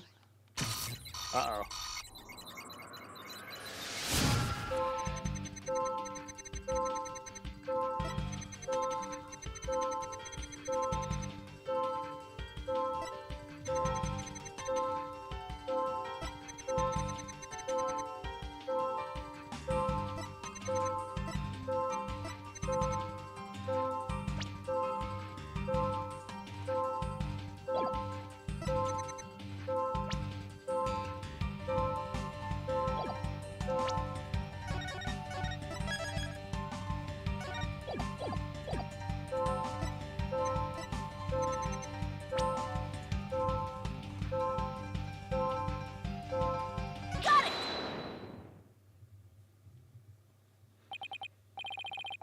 Yeah, blood was dripping down on the Shisho's face. Blood? I don't remember seeing any blood in the crime scene photos. Besides, the victim was standing upright. How could blood drip down onto his face? As I expected, all we managed to obtain from this child is a tale he dreamt up. I guess it's a little weird for blood to drip onto the victim's face if it was standing up. Unless it dripped down from the ceiling or something. What do you think, Simon? I don't know. Owen's one confused and upset kid right now, so who knows how accurate his memory is. Maybe it's time for that thing instead. Huh? What thing? That thing you and your cohorts do. What do you call it? Rotate your thinking about? Oh, you mean turn your thinking around. Yes, whatever. It's the same thing either way. No, it isn't. Who's ever heard of rotating your thinking? I mean, rotate is... Hey, wait a minute. What? Did I say something? You know what, Simon? In this case, I think rotate just might work perfectly after all. Come again? All I have to do is rotate things by 90 degrees. When he saw his master, Owen must have been lying on the floor. Owen must have been lying on the floor when he witnessed his master's murder. What? That's the conclusion I arrived at when I rotated my thinking by 90 degrees. Which means that all of this, that means that all of the visuals in my matrix were off by 90 degrees. And this means Master Tornado was also lying on the floor, which solves another mystery. Which mystery is that? The mystery of how blood could have been dripping onto the victim's face. It becomes much easier to imagine how that could happen if he was lying down. Like somebody bleeding onto Master Tornado from somewhere up above him. I remember now, somebody was sitting up on top of Shincho. So trying to recall his master's bloody killer is what spooked Owen originally. The blood that stained the victim's face red came from the person sitting on top of him. The victim was holding a knife, so he lightly nicked his attacker as he was fighting back. This means his assailant was injured on their face somewhere, like the forehead perhaps. On the forehead, you say?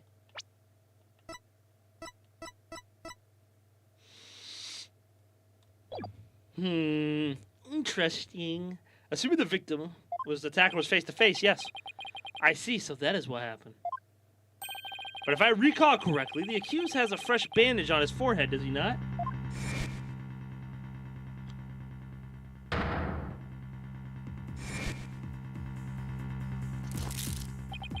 That injury of Mr. Wetz is conclusive evidence that he committed this murder. Why? Saw her in some hentai recently? Oh my god, Gorilla. It seems you have dug yourself into a pit you cannot crawl out of. Even though I figured out the reason for Owen's out-of-control emotions, all I did was raise further suspicion against my own client. What do I do now? What's the matter? You aren't thinking of throwing in the tower, are you? But it looks so bad for Bucky. I mean, he had motive and opportunity. Plus, he has that injury on his forehead. Your Honor, I sense that the defense is finally ready to let it go and move on. Well, Miss Sykes, I understand that you don't want to give up on your client, but I won't allow you to prolong this trial without a good reason.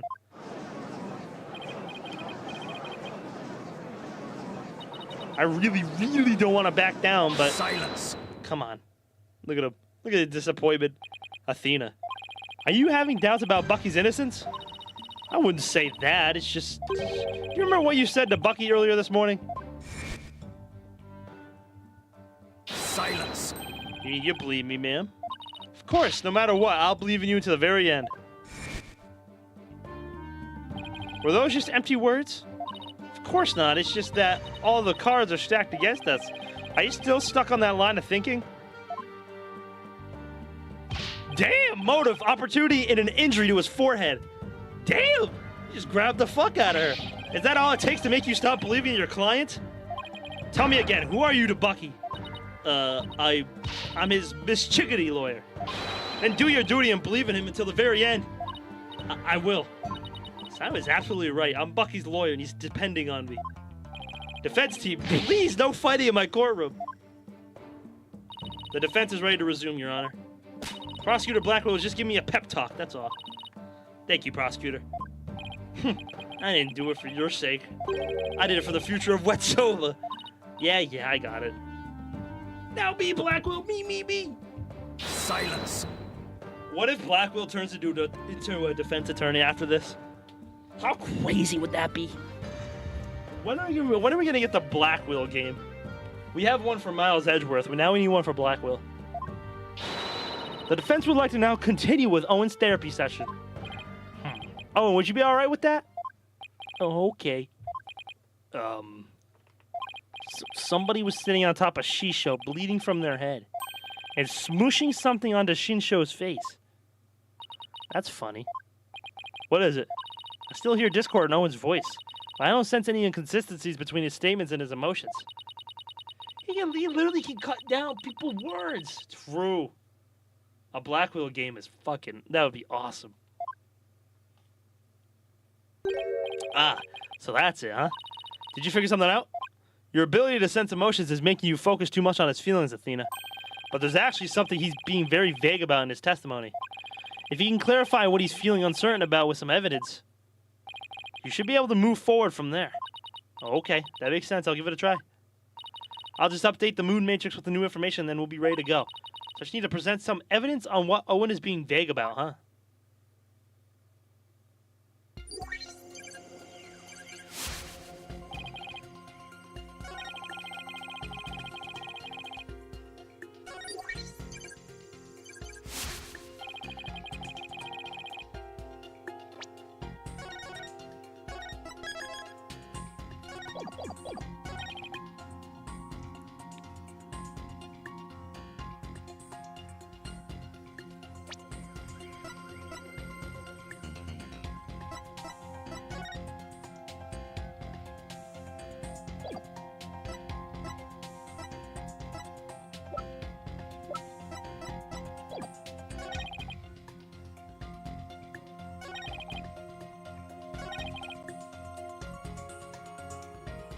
You can say it was a balloon, but, like, you can't prove that right now.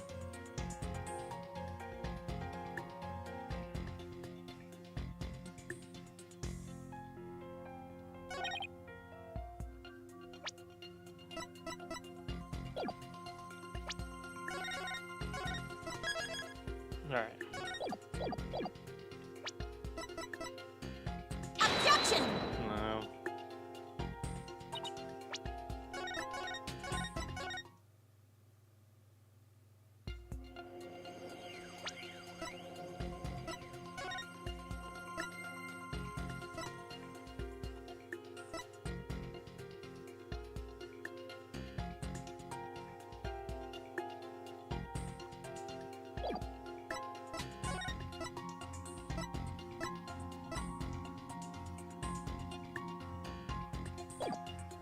I don't think he was laying on the floor. Because if it was, his back would have had soba on it. Soba flower.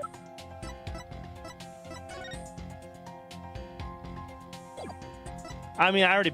Night part with the autopsy? I don't think so. Objection! No.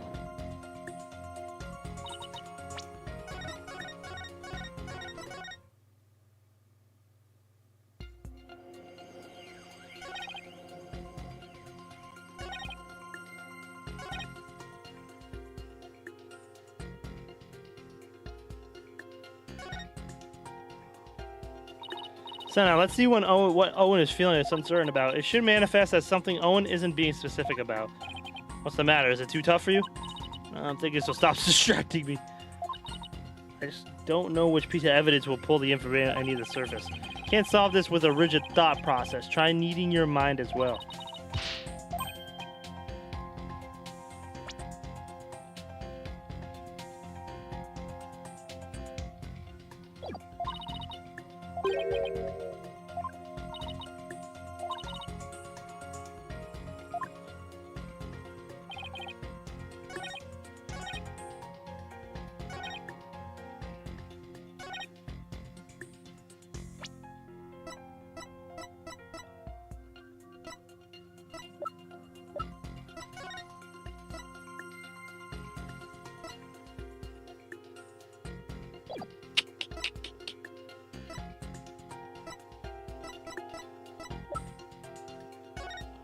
Well, because he had that lesson.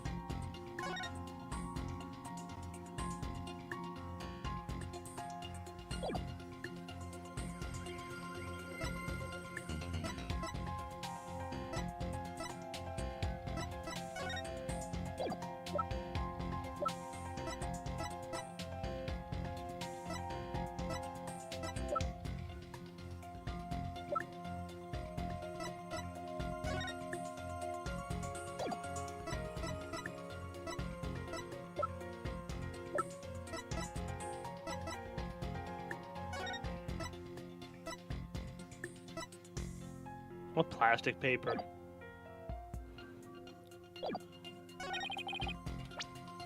Objection! Let's put a name to the thing Owen's uncertain of, shall we? By identifying the murder weapon that was used to suffocate the victim. Fortunately for us, I spy the murder weapon right here in this crime scene photo. Unfortunately for you, I spy nothing of the sort. And the police did not spy anything of the sort during their investigation either. Pray tell, where is this murder weapon you see? You don't see it because it no longer looks the way it did when it was used as a weapon.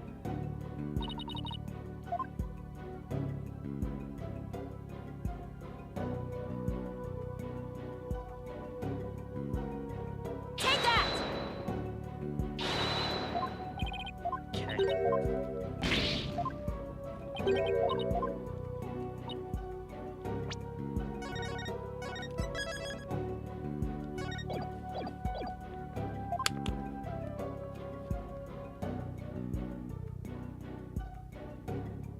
Oh, did they use the cup?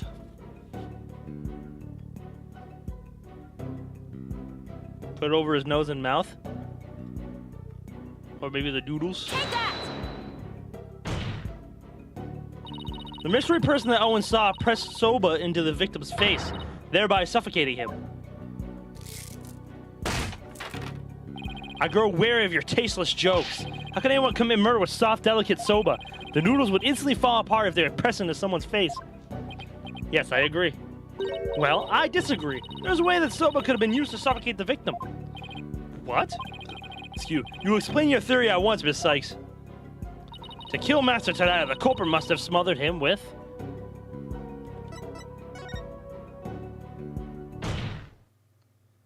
The culprit must have used a soba before it was cut into noodles. In other words, the murder weapon was raw soba dough. What? What? Who?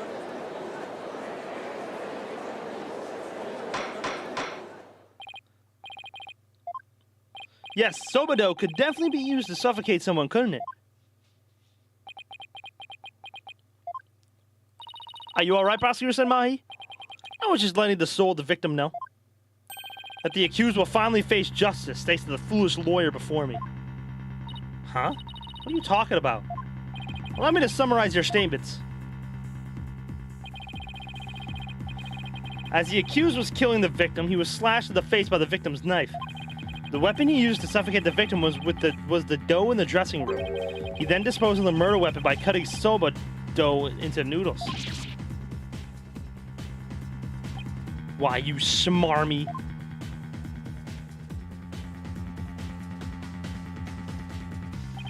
Afterwards, the accused put the victim's face into a bowl of soba noodles and broth to wash off the blood that had dripped onto the victim's face from his own. And there you have it, the true sequence of the events behind this foul affair. Now wait just a minute. I never once said that Mr. Wet was the culprit. Oh, but the accused knows how to cut dough in a noodles defense. That's a very good point, Prosecutor said Mahi. I heard that cutting soba dough into uniform noodles requires considerable training. It's him getting slashed, yeah. But then what about the dying message? How do you explain that? The defendant wouldn't have known about Wendo's Owen personality. Perhaps the victim was simply playing with the cards, and they hold no other meaning. Oh, get the fuck out of here, dog. In jest, yeah, get the fuck out of here. That's true. What do you mean that's true? Taken together, all these points paint a convincing picture of the defendant's guilt. Hold it! Silence. Owen, is there anything else you can tell us? It doesn't matter how small of a detail, anything will do. Oh, you're scaring me. Oh, I'm sorry, Owen. Auntie Athena didn't mean to raise her voice. I have to be gentler with him. I can't forget he's only 5 years old. No need to be scared, okay, sweetie? Just tell us anything you can remember. Well, when I woke up, the person who killed Shisha was standing over me, bleeding from their head. Owen, you saw the killer's face? Oops, I did it again. So who was it, Owen? Do you remember? Oh, I don't know who it was. I'm picking up some noise. That means there's still something to uncover in Owen's testimony. I don't know what Owen saw, but suffice it to say, we are analyzing the dreams of a child. You've wasted enough of our time, Defense. Let's let it go and move on. No! There's still discord in Owen's heart that needs to be addressed. Therefore, I can't give in here. Owen, do you think you can continue your testimony for us? Okay. I'll enter the new info and run an update then.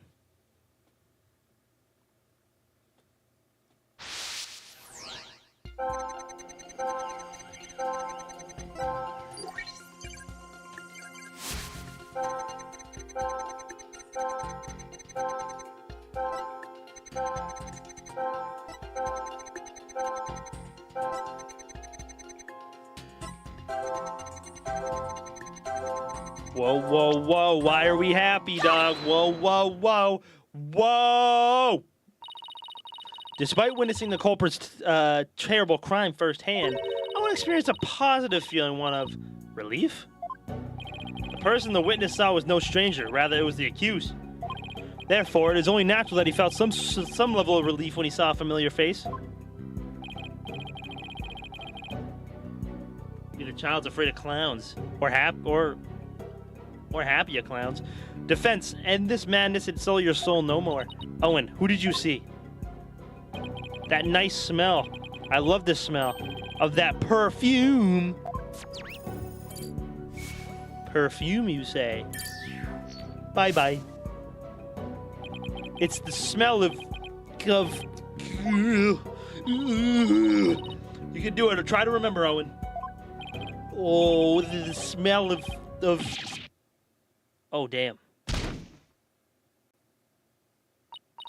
Owen?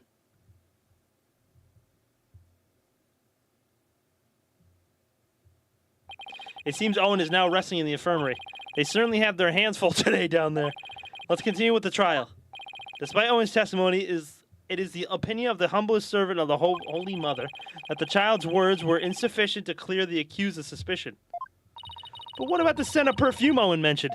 I believe it's a clue that will lead us to the true culprit. But there are thousands of perfumes in the world.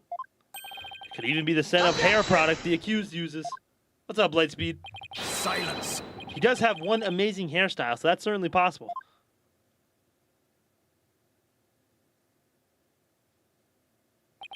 The witness is a 5-year-old boy. He cannot tell the difference between conventional perfumes and hair products. Ugh, why couldn't you have gone for a crew cut or something, Bucky? What's more, the only person who can cut soba noodles with such precision is the accused and no other. Oh, man. How am I supposed to argue with that? And so the person Owen saw at the scene of the crime can only be the accused, Bucky Wet.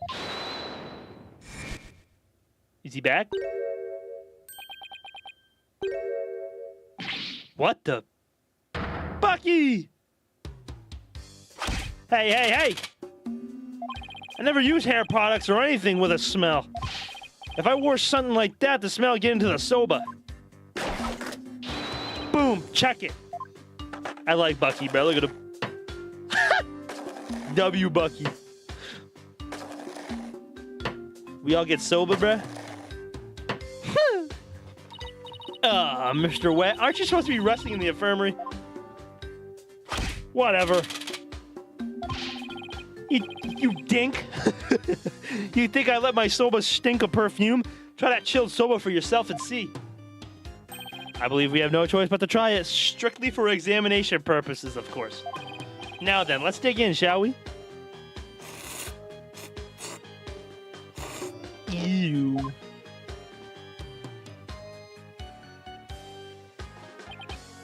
That was delightful. Well, I'm satisfied that there are no traces of hair products or perfumes in Mr. Wet's soba. First sweet bean buns and now savory soba. What a delectable trial this has been. This texture is different from the soba I had the other day. It reminds me of a dish we have in Korean called Banu Poon. Between ramen and soba, soba breaks easier, I guess. I've never had soba, but from what I could tell, is soba kind of breaks easier rather than ramen. What you think, Miss Chickadee? My soba pretty good, isn't it? It's delicious. Don't you think so, Simon? It still pales in comparison to his late father's cuisine. Slimy, why you always gotta be so hard on me?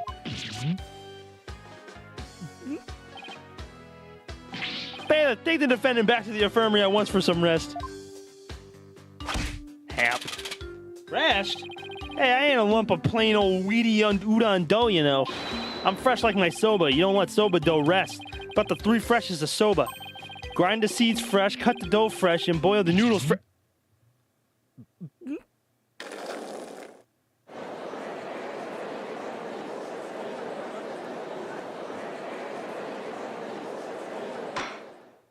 Good grief, what a defendant. At least Bucky wasn't the source of the perfume smell. Wait, smelly perfume?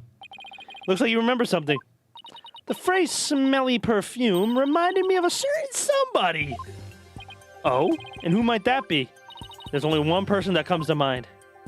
The phrase smelly perfume reminded me of... Simon!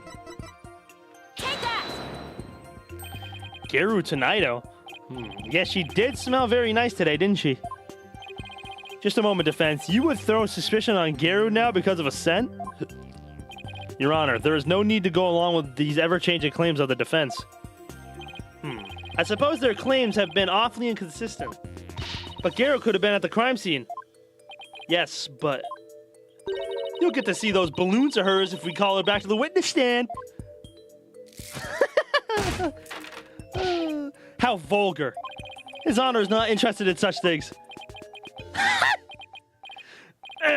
Setting the matter of her balloons aside entirely, I do believe it's appropriate to ask Geru some questions given the circumstances. This has nothing to do with her balloons, of course. Thank you, Your Honor. Horny ass judge, bruh. Thanks for calling this disciple of Tonido School of Rakugan back for an encore. How old is she? She's 34? Okay, well, that throws... All right, W. W balloons, bro. Balloons, yeah! Woo! Balloons!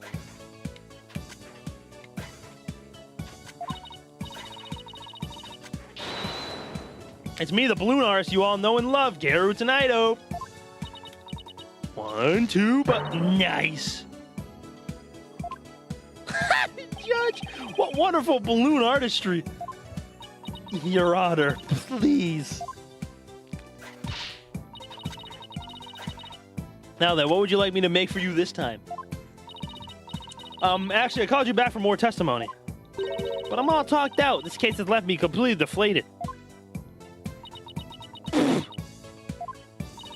What? You didn't find that funny? Anyway, what exactly is going on, Simon? It seems the person who murdered Master Tonido was wearing perfume. And you were the only person I could think of who wears perfume. Wait, you mean I'm a suspect now?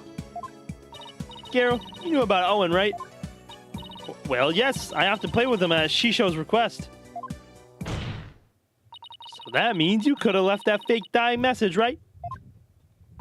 What? Just because I wear perfume and I know Owen, you think I'm a murderer? Oh, how could you? The witness is absolutely right. You're not getting none, Nayuta. You ain't getting none, bruh, so shut up. It is outrageous of the defense to accuse this woman. How old is Nayuta? He's 25. Black Willow's 28. Athena's 18, I think. She's the oldest one here. You know, besides Taifu. That's right. You don't even have any proof. You may step down from the stand, Geru. The defense does not have one scrap of evidence that connects you to the crime. Judge got to be loving those balloons. Thanks, Joe. I may not have proof, but Owen's testimony is still enough. Please feel free to leave, Geru. But I'm so close, there must be something I could do. Well, if the prosecutor says it's okay, then I guess I'll be going now. Silence. Silence. Hoy, Geru. You're an entertainer, aren't you? Once you go on stage, it's your duty to complete your performance, is it not? So what are you doing, leaving halfway through? Whew! Pop that balloon.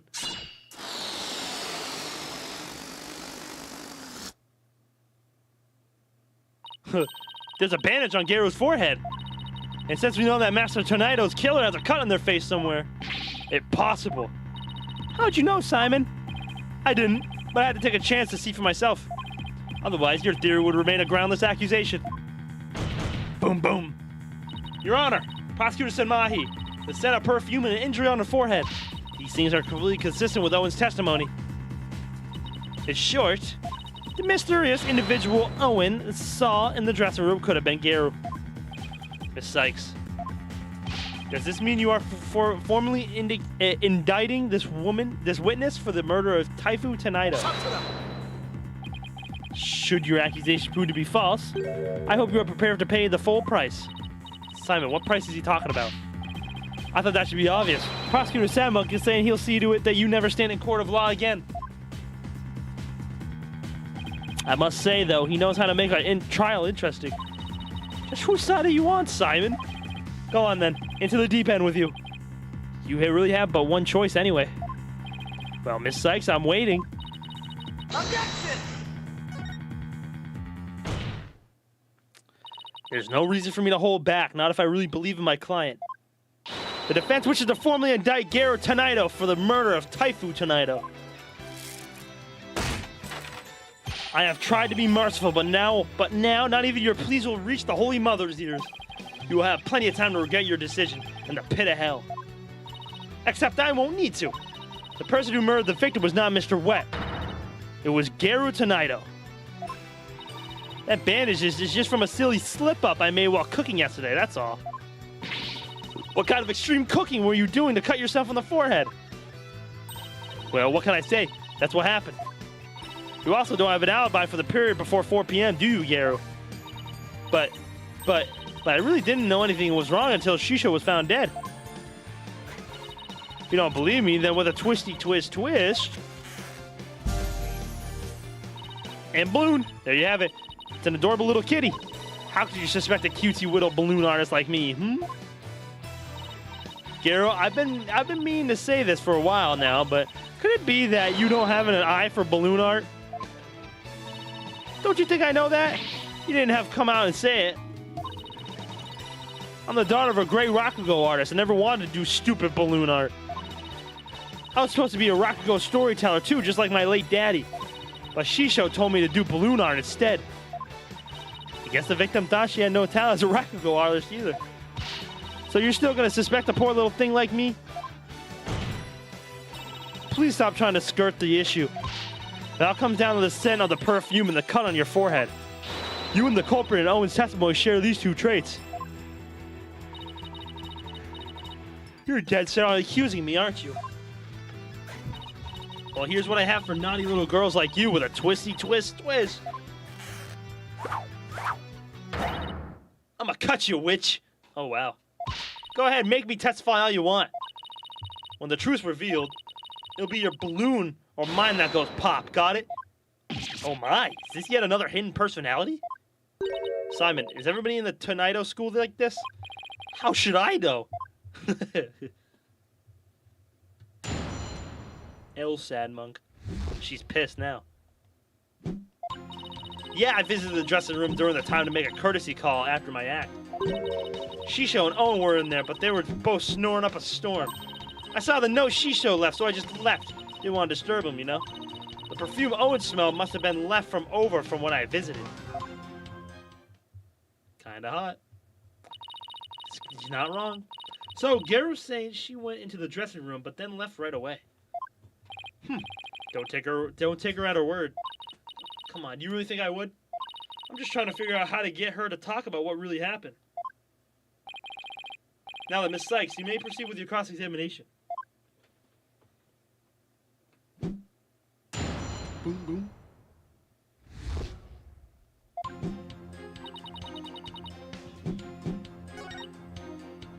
Hold it! Can you describe how they appeared? They were both stretched out on the floor, snoozing away. So sitting the victim up and over the table must have been the culprit's doing. After all, who wouldn't stretch out on the floor if they could take a nap? Plus, that matches up with what Owen said in his testimony. But if he was asleep, how could you tell it was Owen? How did you know it was in a window? I've known the guy for ages. One look at his face and I know which one I'm dealing with. I see.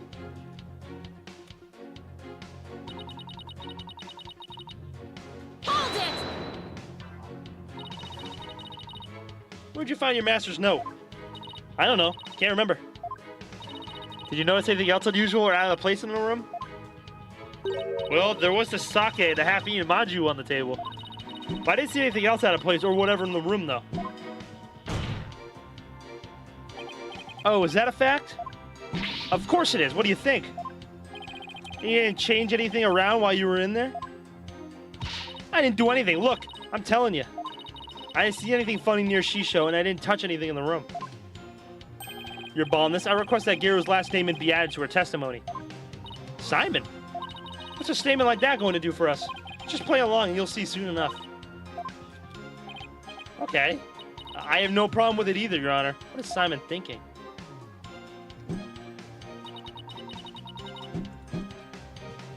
Hold it! So I just want to confirm. You didn't see anything at all unusual or out of place anywhere around the victim. I already told you, nothing. And you didn't touch anything at all in the dressing room. How many times I gotta say it? No, I didn't touch anything. Wait, but then is she saying she didn't see what Uendo immediately saw when he checked the victim's body? Does that mean it wasn't there yet at the time? Oh, hold on. I guess there was something. What is it? The soba making equipment was already there in the room. That means Bucky must have been there in the dressing room before me, doing something. Thanks for the non-help. Well, a new statement's been added, but she's still sticking to her guns. She said she didn't see anything unusual in the dressing room. But that strikes me as a little strange on its own. Really? Why? If Master Tonido really is the one who left that, you think Geru would have noticed it. If Master Tonido wasn't the one who left it, we must ask who did. You know what I'm getting at, don't you, Athena? I think so. Really appreciate Simon's help, but I've got to come up with the answer myself this time.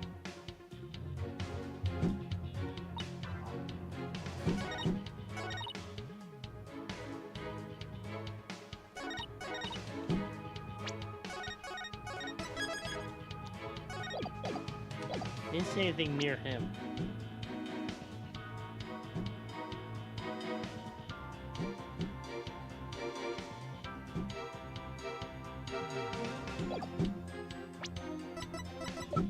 Objection! Not the note.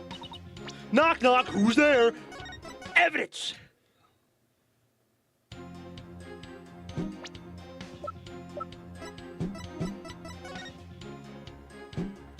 cards? Oh, the cards! Objection! Geru, you said you didn't notice anything odd or unusual near your master. You also said you didn't touch anything in the dressing room. That's right. What about it? Then, I wonder who left that dying message with the karate cards. What are you going on about? It had to have been that Bucky. Sorry, but that's not possible. Because only 3 people knew of Uendo's personalities. Uendo, your master, and you. If Bucky had left that karate message, he wouldn't have spelled out Owen. He would have spelled out Uendo. What it boils down to is this. As a member of the Tonido school, you, Geru Tonido,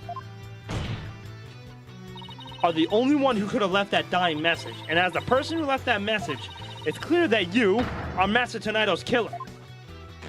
Oh, wow. Will you ever quit your yapping? Objection.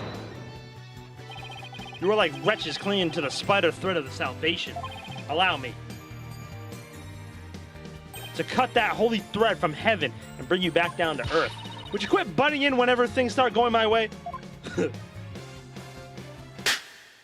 Aw, my music. Silence, child. Playtime's over. Silence. What did you just say? As the witness stated, she went into the dressing room and soon came back out again. But the victim's note was not the only reason she left with such haste. There was another reason that compelled Geru to leave at once. Geru, would you please relate the said reason to the court? There was a reason why Geru had to leave the dressing room. Well, I didn't want to show you this, but I guess I got no choice. Keep your eyes peeled, because here it comes.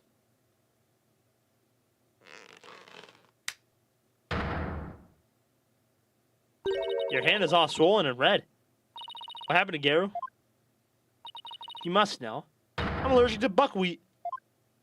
What? What? So wouldn't that make her guilty?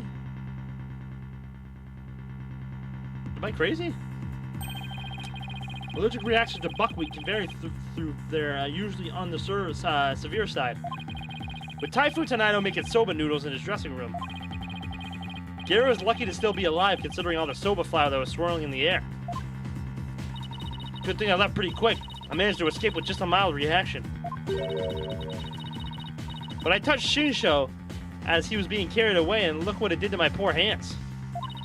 There must have been soba broth on his clothes or something. If I inhaled any of that soba flour, I had a seizure. That'd been good night, Garu. I never could have stayed in that dressing room for very long.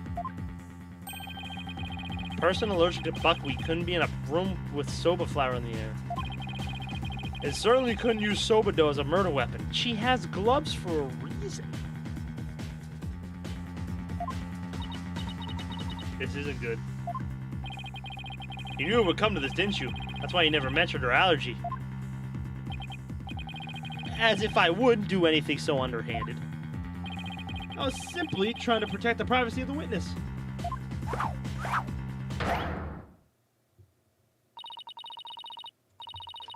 I'm sick of all these accusations. Why don't I just testify and get it all out in the open, yeah?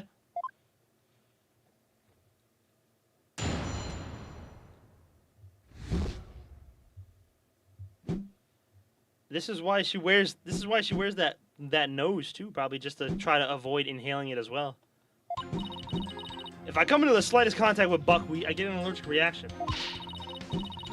And with that much soba flour in the air, that room could have literally killed me. Look at my hand. Just touching Shinsho's body caused this much damage. There must have been soba broth on his clothes. So I never could have committed that murder in the dressing room. What are we checking? Let me check! I still can't believe it. Nobody told me she had a soba allergy. Did you know, Simon? Does it look like I knew? Protect the privacy of the witness. My foot. What a dirty trick. Now what do we do? There's only one thing to do. Put prosecutor said Monk to shame with your cross-examination. Right. No matter how small, I'll find us an opening and break her testimony down. Boom, boom. Boom, boom. Nice.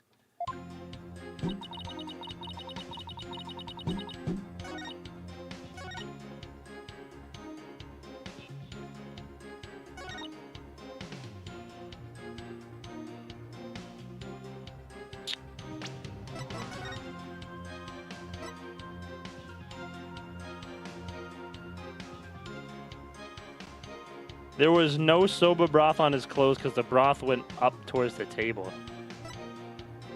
The room was covered in soba flour, 2 cans. The victim was making soba noodles from scratch in the dressing room.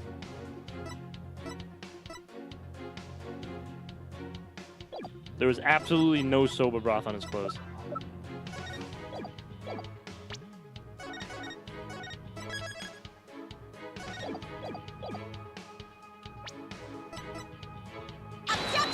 Damn. I thought maybe.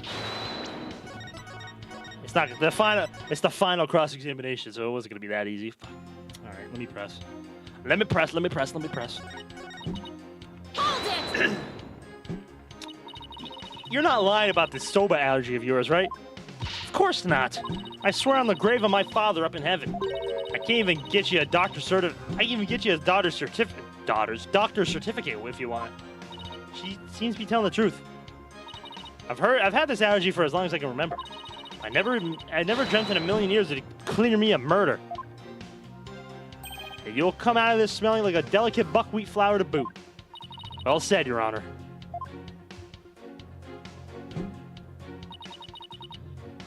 Hold it!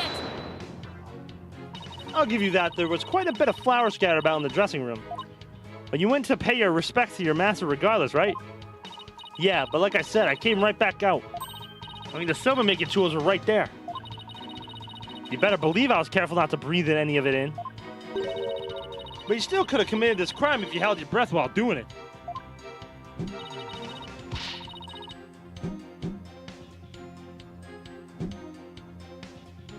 Don't be ridiculous. I would have suffocated to death before Shisho did. Yeah, I guess you're right. Jeez, get a grip, will ya?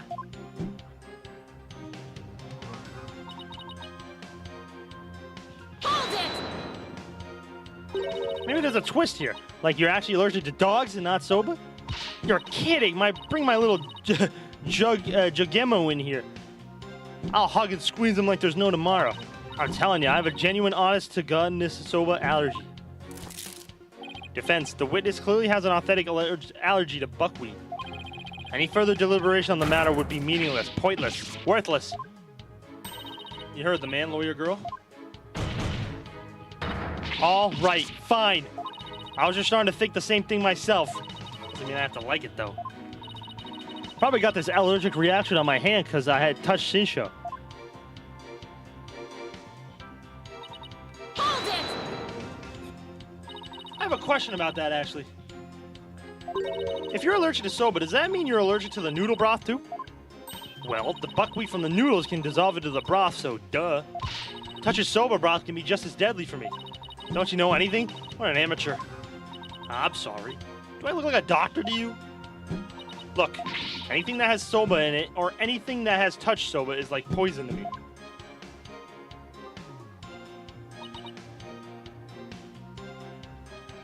Hold it! So I just want to cover all my bases, but could the murder have possibly occurred somewhere other than the dressing room? Objection. That is out of the question. By even asking, you should show your complete disregard for all we have to discuss until now. Yes, I have to agree. The defense can't go around suggesting new premises without basis. Unfortunately for you, Shisho didn't take a single step from his dressing room around the time of the murder. Well, that is unfortunate for everyone. Guru could not have possibly committed this crime in a room where soba was being made. Finally, the time has come for the last rites of the victim to begin. What would Mr. Wright do at a time like this? Alright, will you do the thinking with her? Off gets. There's only one thing to do. What are you smiling about? Has the pressure overwhelmed you? Nope. It's just the worst times are when lawyers have to force their biggest smiles. I see you have no rebuttal, and so the only thing left to do is to smile. Oh ho ho ho! That's where you're wrong. I do have a rebuttal. Turn your thinking around, Athena. Don't try to figure out how Gero, who is allergic to soba, could commit the crime. Figure out how Gero could be in that room and not have an allergic reaction instead. Her fucking clown nose.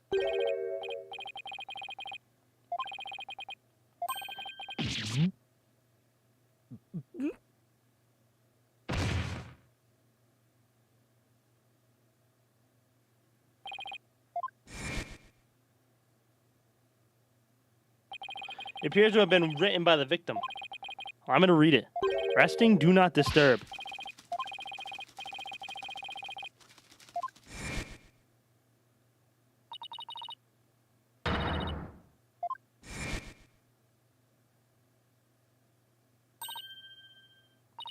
What if that certain piece of evidence doesn't mean what we think it means? If that's the case, I might be able to prove that Gero could have committed this crime. No matter how hard you search your mind, you cannot overturn facts. Well, Miss Sykes, if you have no further objections, I'll hand down my ruling. True, I can't overturn facts, but what if we got our facts about a piece of evidence wrong? She's French? No, I think she just knows French.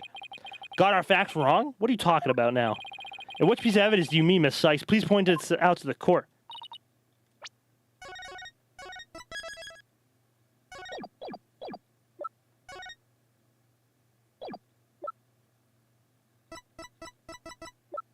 Take that!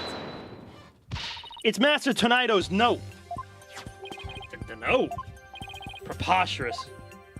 What possible connection could there be between the witness's allergy and that note? The answer lies in the true meaning of this note. Its true meaning?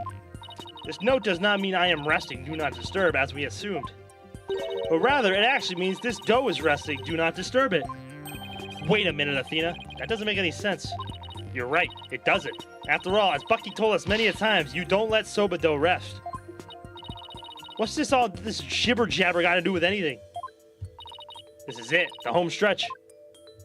This note and Mr. Wet's words have led me to the conclusion that Mr. Tonito was making udon. The victim, Taifu Tonito, was not making buckwheat noodles. He was making ordinary udon noodles instead. That layer of flour in the dressing room wasn't soba flour, but plain old wheat flour for udon. So actually, if it was totally possible for Garo to be in that room and the killer her master.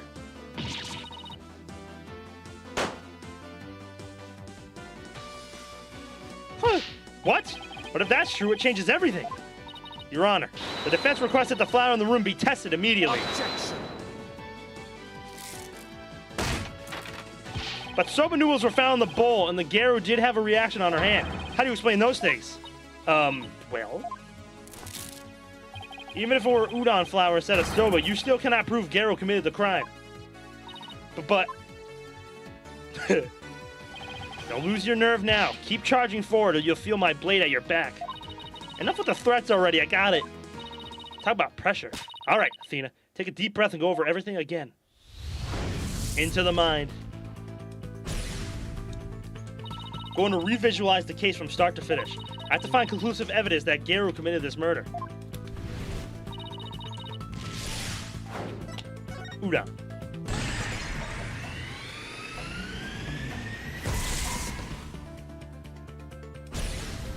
By my logic, Master Tonito must have been making udon noodles in his dressing room. But something at the crime scene indicates otherwise. What was found in the bowl on the table? Soba.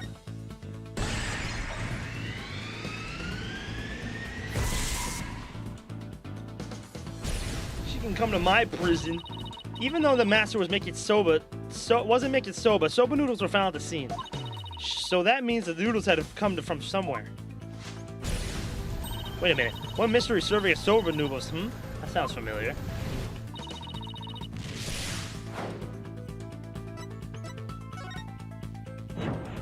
Oh. I thought you were talking about Bucky, because didn't Bucky show up? Or no, he just straight up left. My fault. That's right, he had one more. The soba was from the... No, that's what I thought too, but it wasn't that. The soba noodles found at the scene were from the master's stock of uncooked noodles. Well then why would the culprit go out of her way to cook that soba and put it in the bowl? Why'd the culprit cook the soba noodles and put them in the bowl?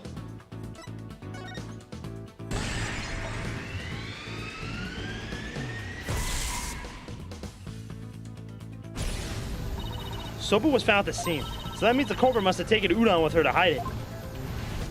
But why did the culprit take udon away and hide it? It must have been because...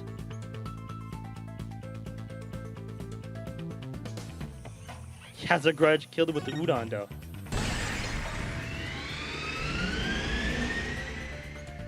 The murder weapon was udon dough. Imagine udon dough being a murder weapon. That's it, the udon dough was the real weapon used to kill Taifu Tonito. And the reason why no weapon was found is because Garo got rid of the dough somehow. Probably by cooking it. The real murder weapon was the udon dough the victim made. If we can find this dough, that'll prove my theory correct. An undeniable proof of Garo's guilt. Objection.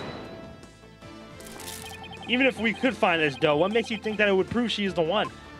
Please recall Owen's eyewitness testimony, Prosecutor Senmahi.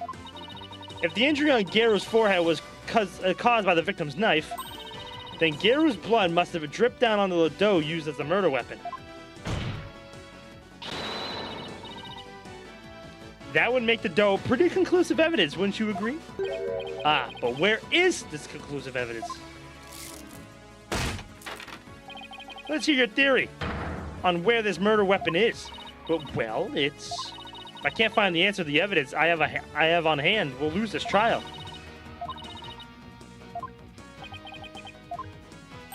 Where's the real murder weapon hidden? Nice barking you did there. I assume you have the bite to back it up? Stop distracting me, especially not right now.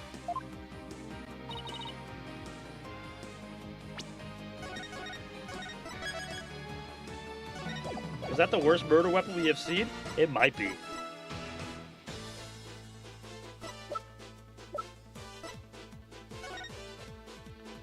The dog! The dog! The dog! The dog! The dog!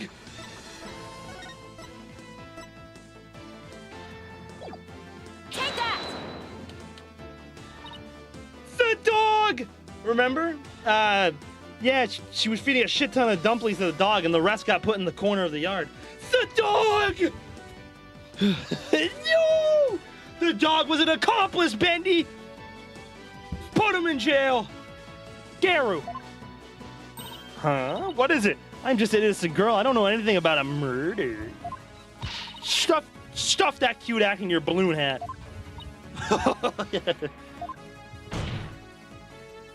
Garu got rid of the dough she used to kill Mr. Tonito in a bold and daring way. She did it right in front of Prosecutor Blackwell's nose by feeding it to her dog. No, I love Blackwell. Of course, now it all makes sense. I was puzzled as to why Garu, who should know her own dog's eating habits, would feed Jugemu more than he could possibly finish. Your Honor, please order an investigation of the yard right now. And what should the police at the theater be looking for exactly? Jugemu must have buried his leftover dumplings somewhere around his doghouse. Dumplings that Garu made out of the udon dough with her blood on it. This is preposterous. Shut up! Silence. I want to thank you, Simon.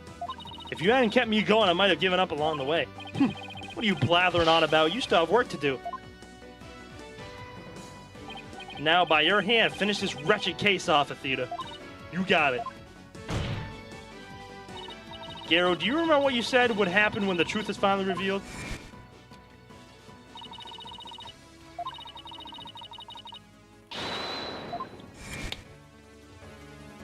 Well, now the truth is out, it looks to me like it's your balloon that goes pop. Let us see it. Yeah! My face. How many of those does he have, bruh?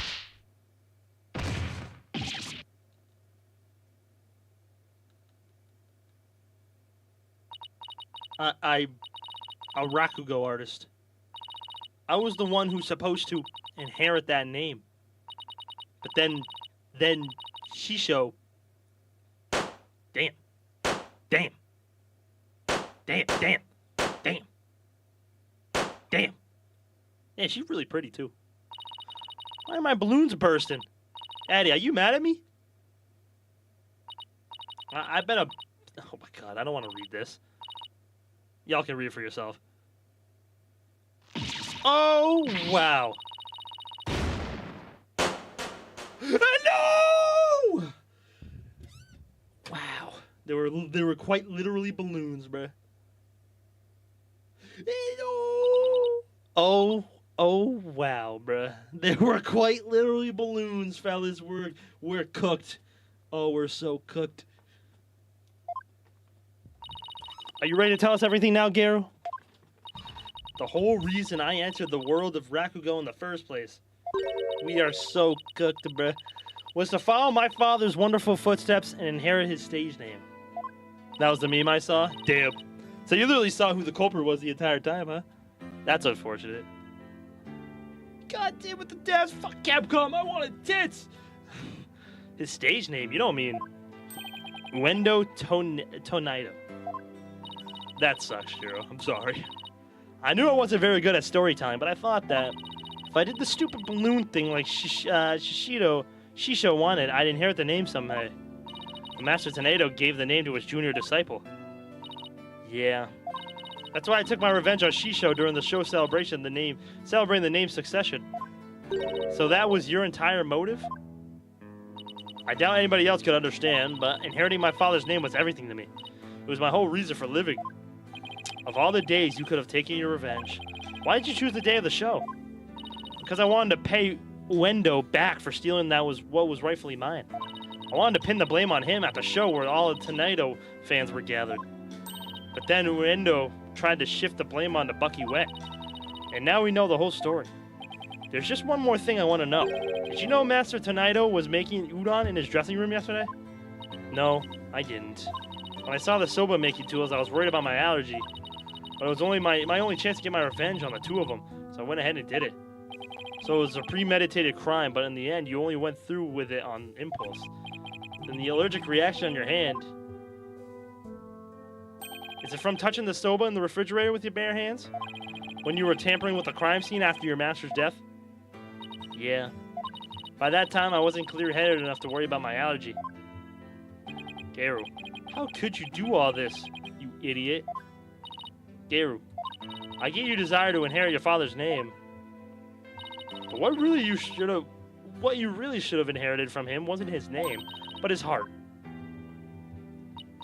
His heart? Oh my god, look at that dream team, bruh. Athena and Blackwell, dream fucking team. Do you have anything to add, Prosecutor said Mahi? Any objections? Silence.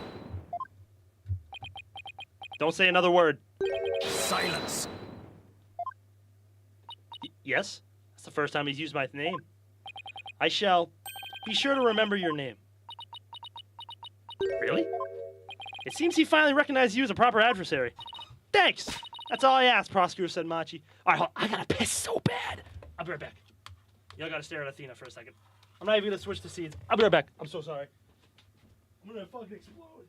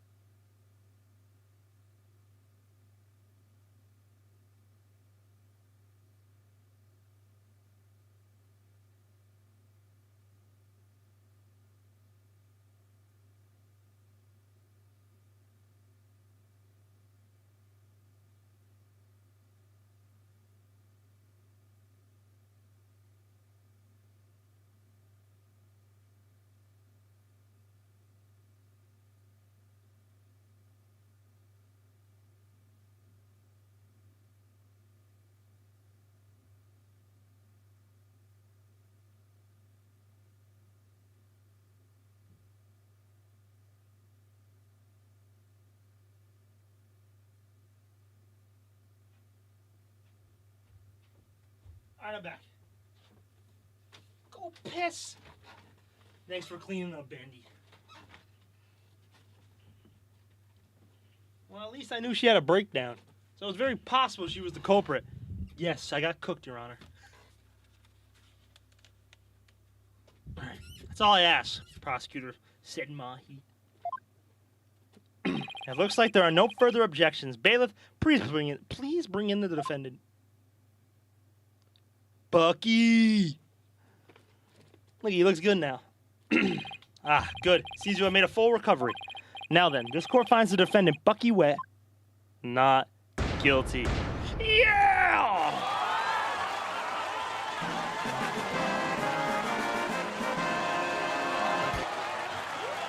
Look at that dream team, W. Simon. Shut up, said Mahi. Silence. This court is adjourned.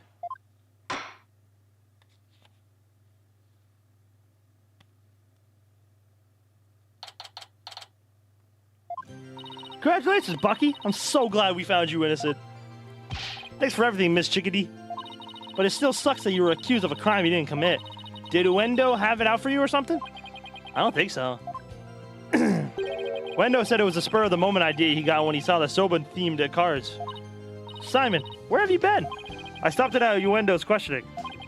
Only you, Bucky, could get framed for a crime on a whim.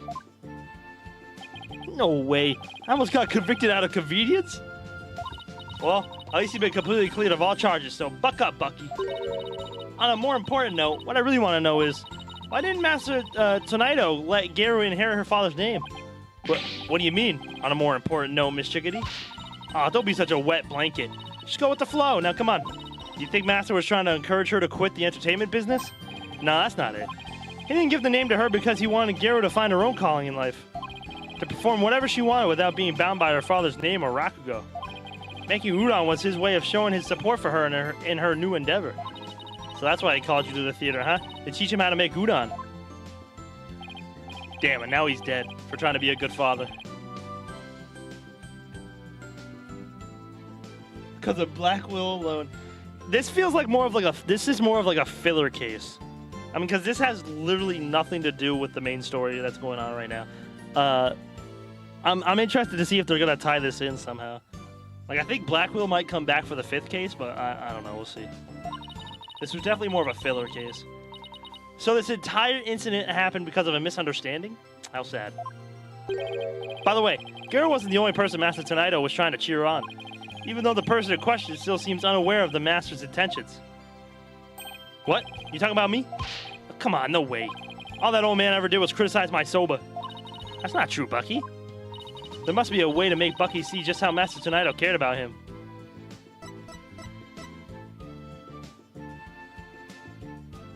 Take that! Take a good look, Bucky. Whose name is on there as the holder of this title deed? It's still in my name. Master Tonido was just up to one of his tricks when he said he stole the shop from you. He was trying to force you to grow into a truly capable owner in your father's stead. Probably used some tough love on you so that the shop wouldn't just go belly up.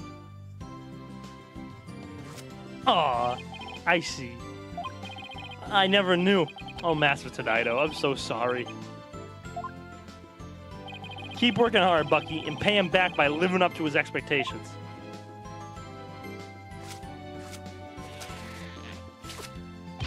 Thanks, Simey, and you too, Miss Chickadee.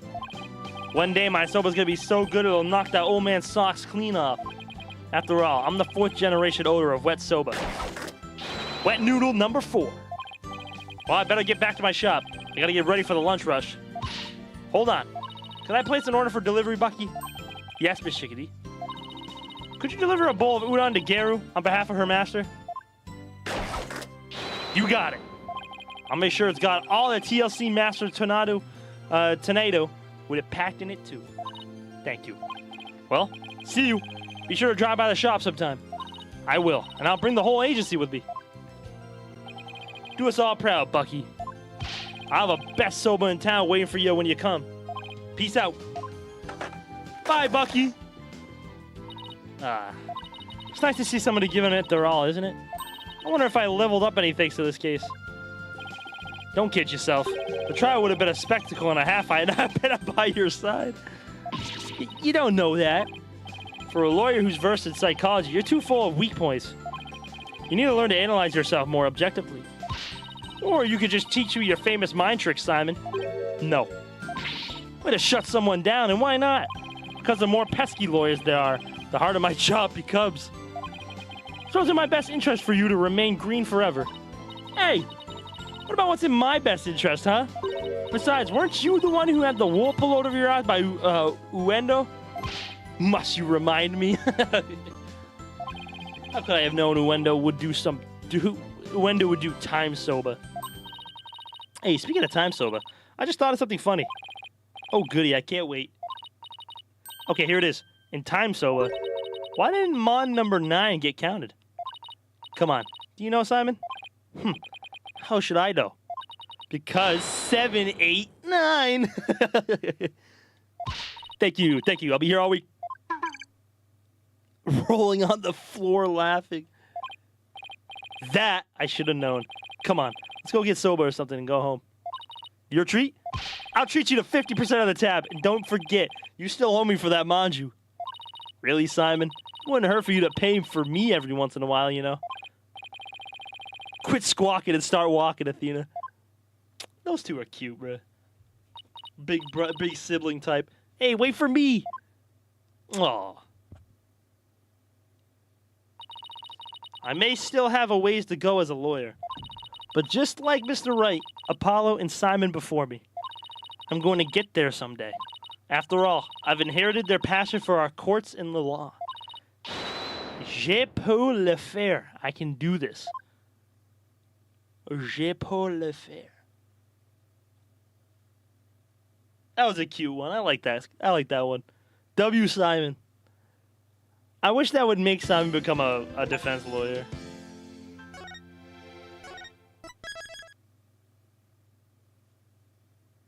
Turnabout Revolution, episode 5.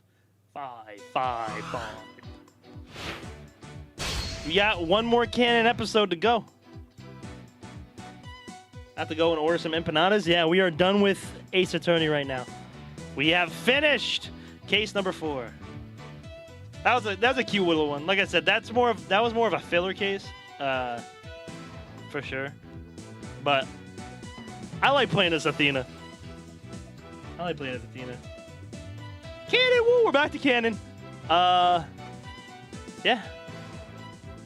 The big showstopper starts Saturday. So what I'm gonna do, I usually play Ghosts on the weekends, but I think I'm just gonna play straight through. I'm just gonna play straight through until we beat the game. So Saturday we will do case 5, Saturday and Sunday, and then whenever we're done, we'll go straight through Ghost of Tsushima. And then next week is Elden Ring DLC, which I'll be doing. So I want to try and get this finished before Elden Ring DLC comes out. So we can do Ghost of Tsushima and Elden Ring. So that is the plan. What a W game, bruh. That was a nice little, cute little 4th case.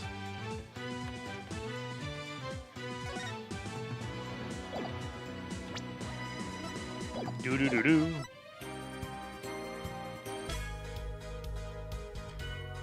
W Apollo.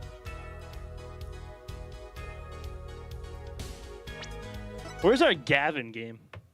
We just need all the prosecutors for a game.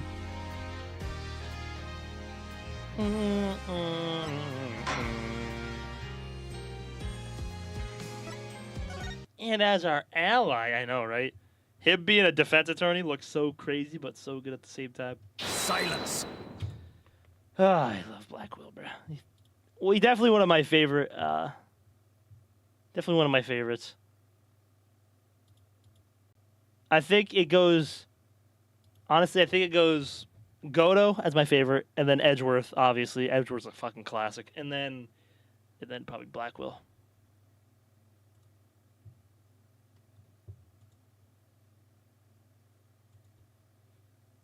Doom, doom, doom, doom, boom, boom, boom, boom, boom. All right, edgy boy. Word. All right. I'm not gonna end stream. God, look at that fucking hole in my fucking shirt. Look at that thing. I'm not gonna end stream. What I'm gonna do though, For Honor has a new season, and I kind of want to play a little For Honor. I'll probably try to play it with Otaku, because he's playing right now. So he's probably playing by himself. So I'll try to break some of the burden he's probably dealing with on that game solo. So we'll do some For Honor. But for YouTube, VOD watchers, I appreciate y'all for watching, man. I'll be back Saturday. We will start case 5, the final canon case, and then we will do the special case as well. So we'll do the last 2 cases starting Saturday. So we will do that. So I appreciate you, YouTube. Don't forget to like and subscribe, and I will see you guys on Saturday, all right? Peace out.